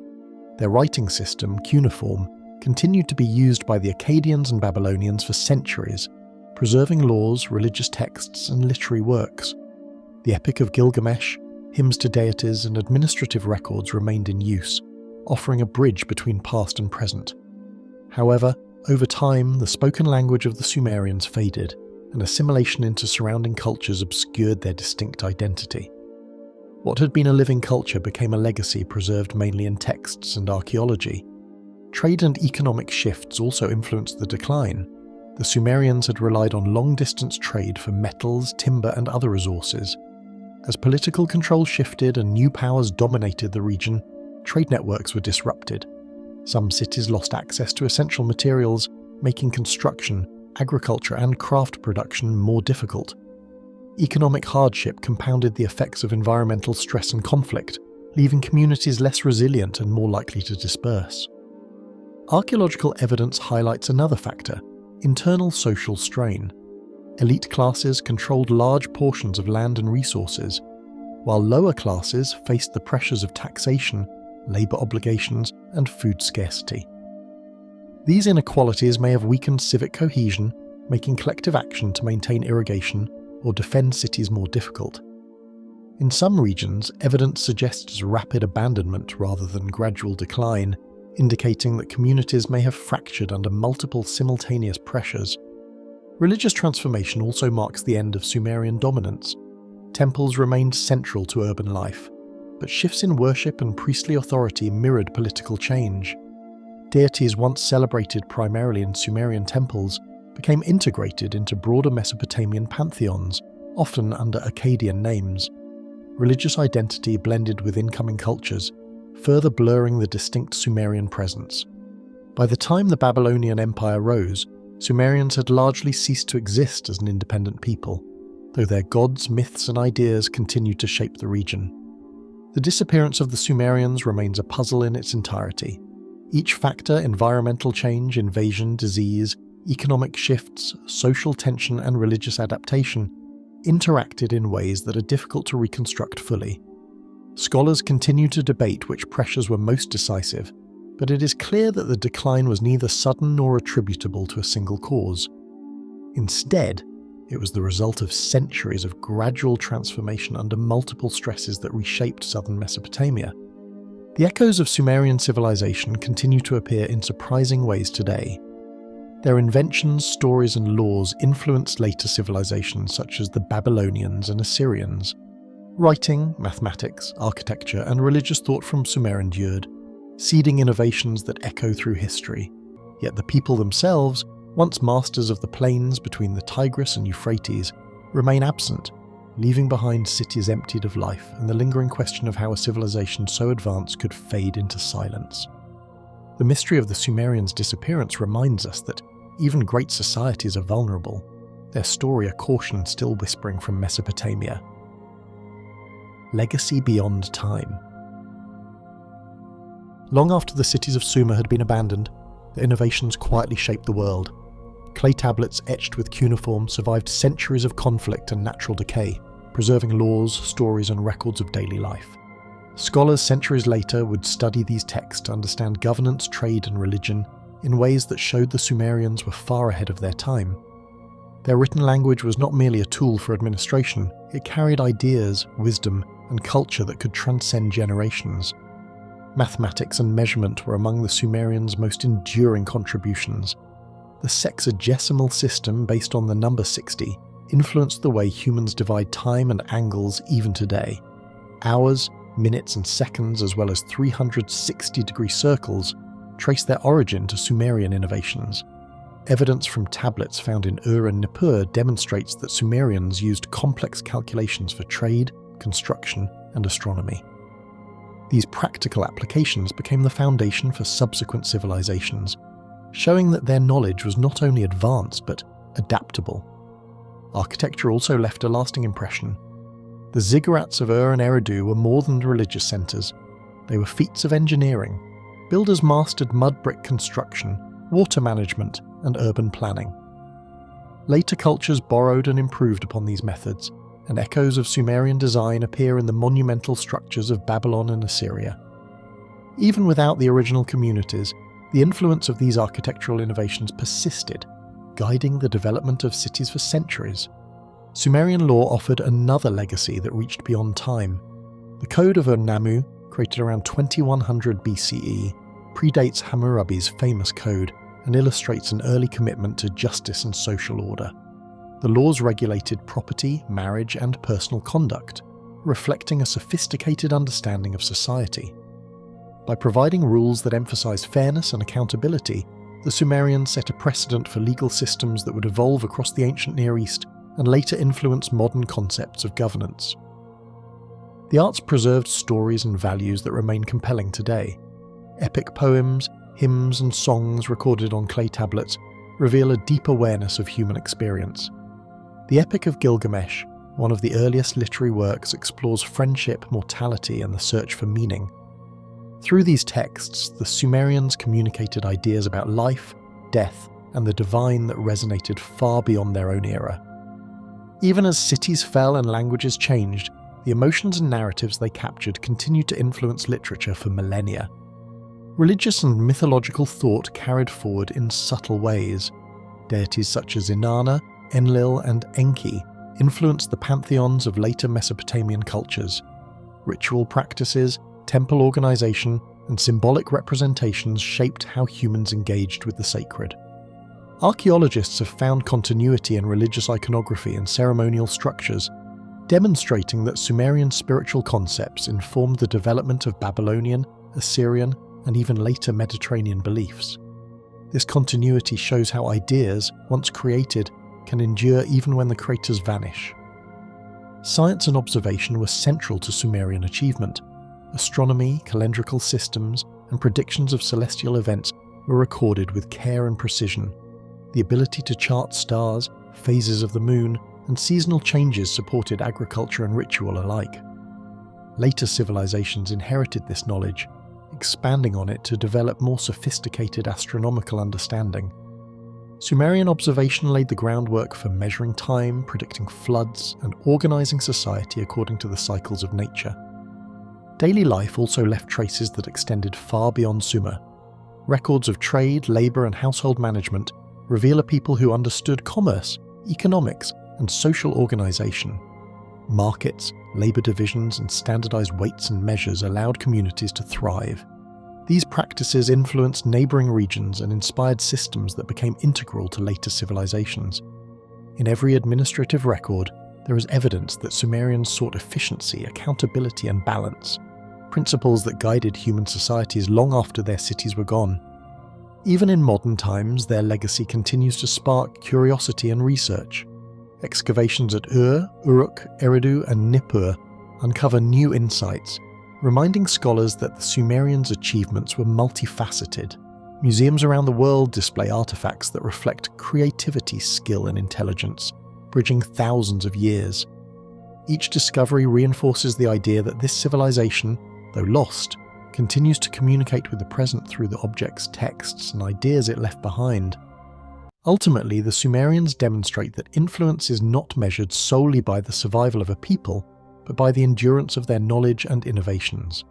Their contributions in writing, law, architecture, mathematics, and spirituality form the bedrock of human civilization. They remind us that even when a culture disappears from the landscape, its ideas can persist, ripple through time, and shape the future in ways the original creators could scarcely imagine. And somewhere in the quiet of ancient ruins, that enduring voice of human ingenuity still whispers,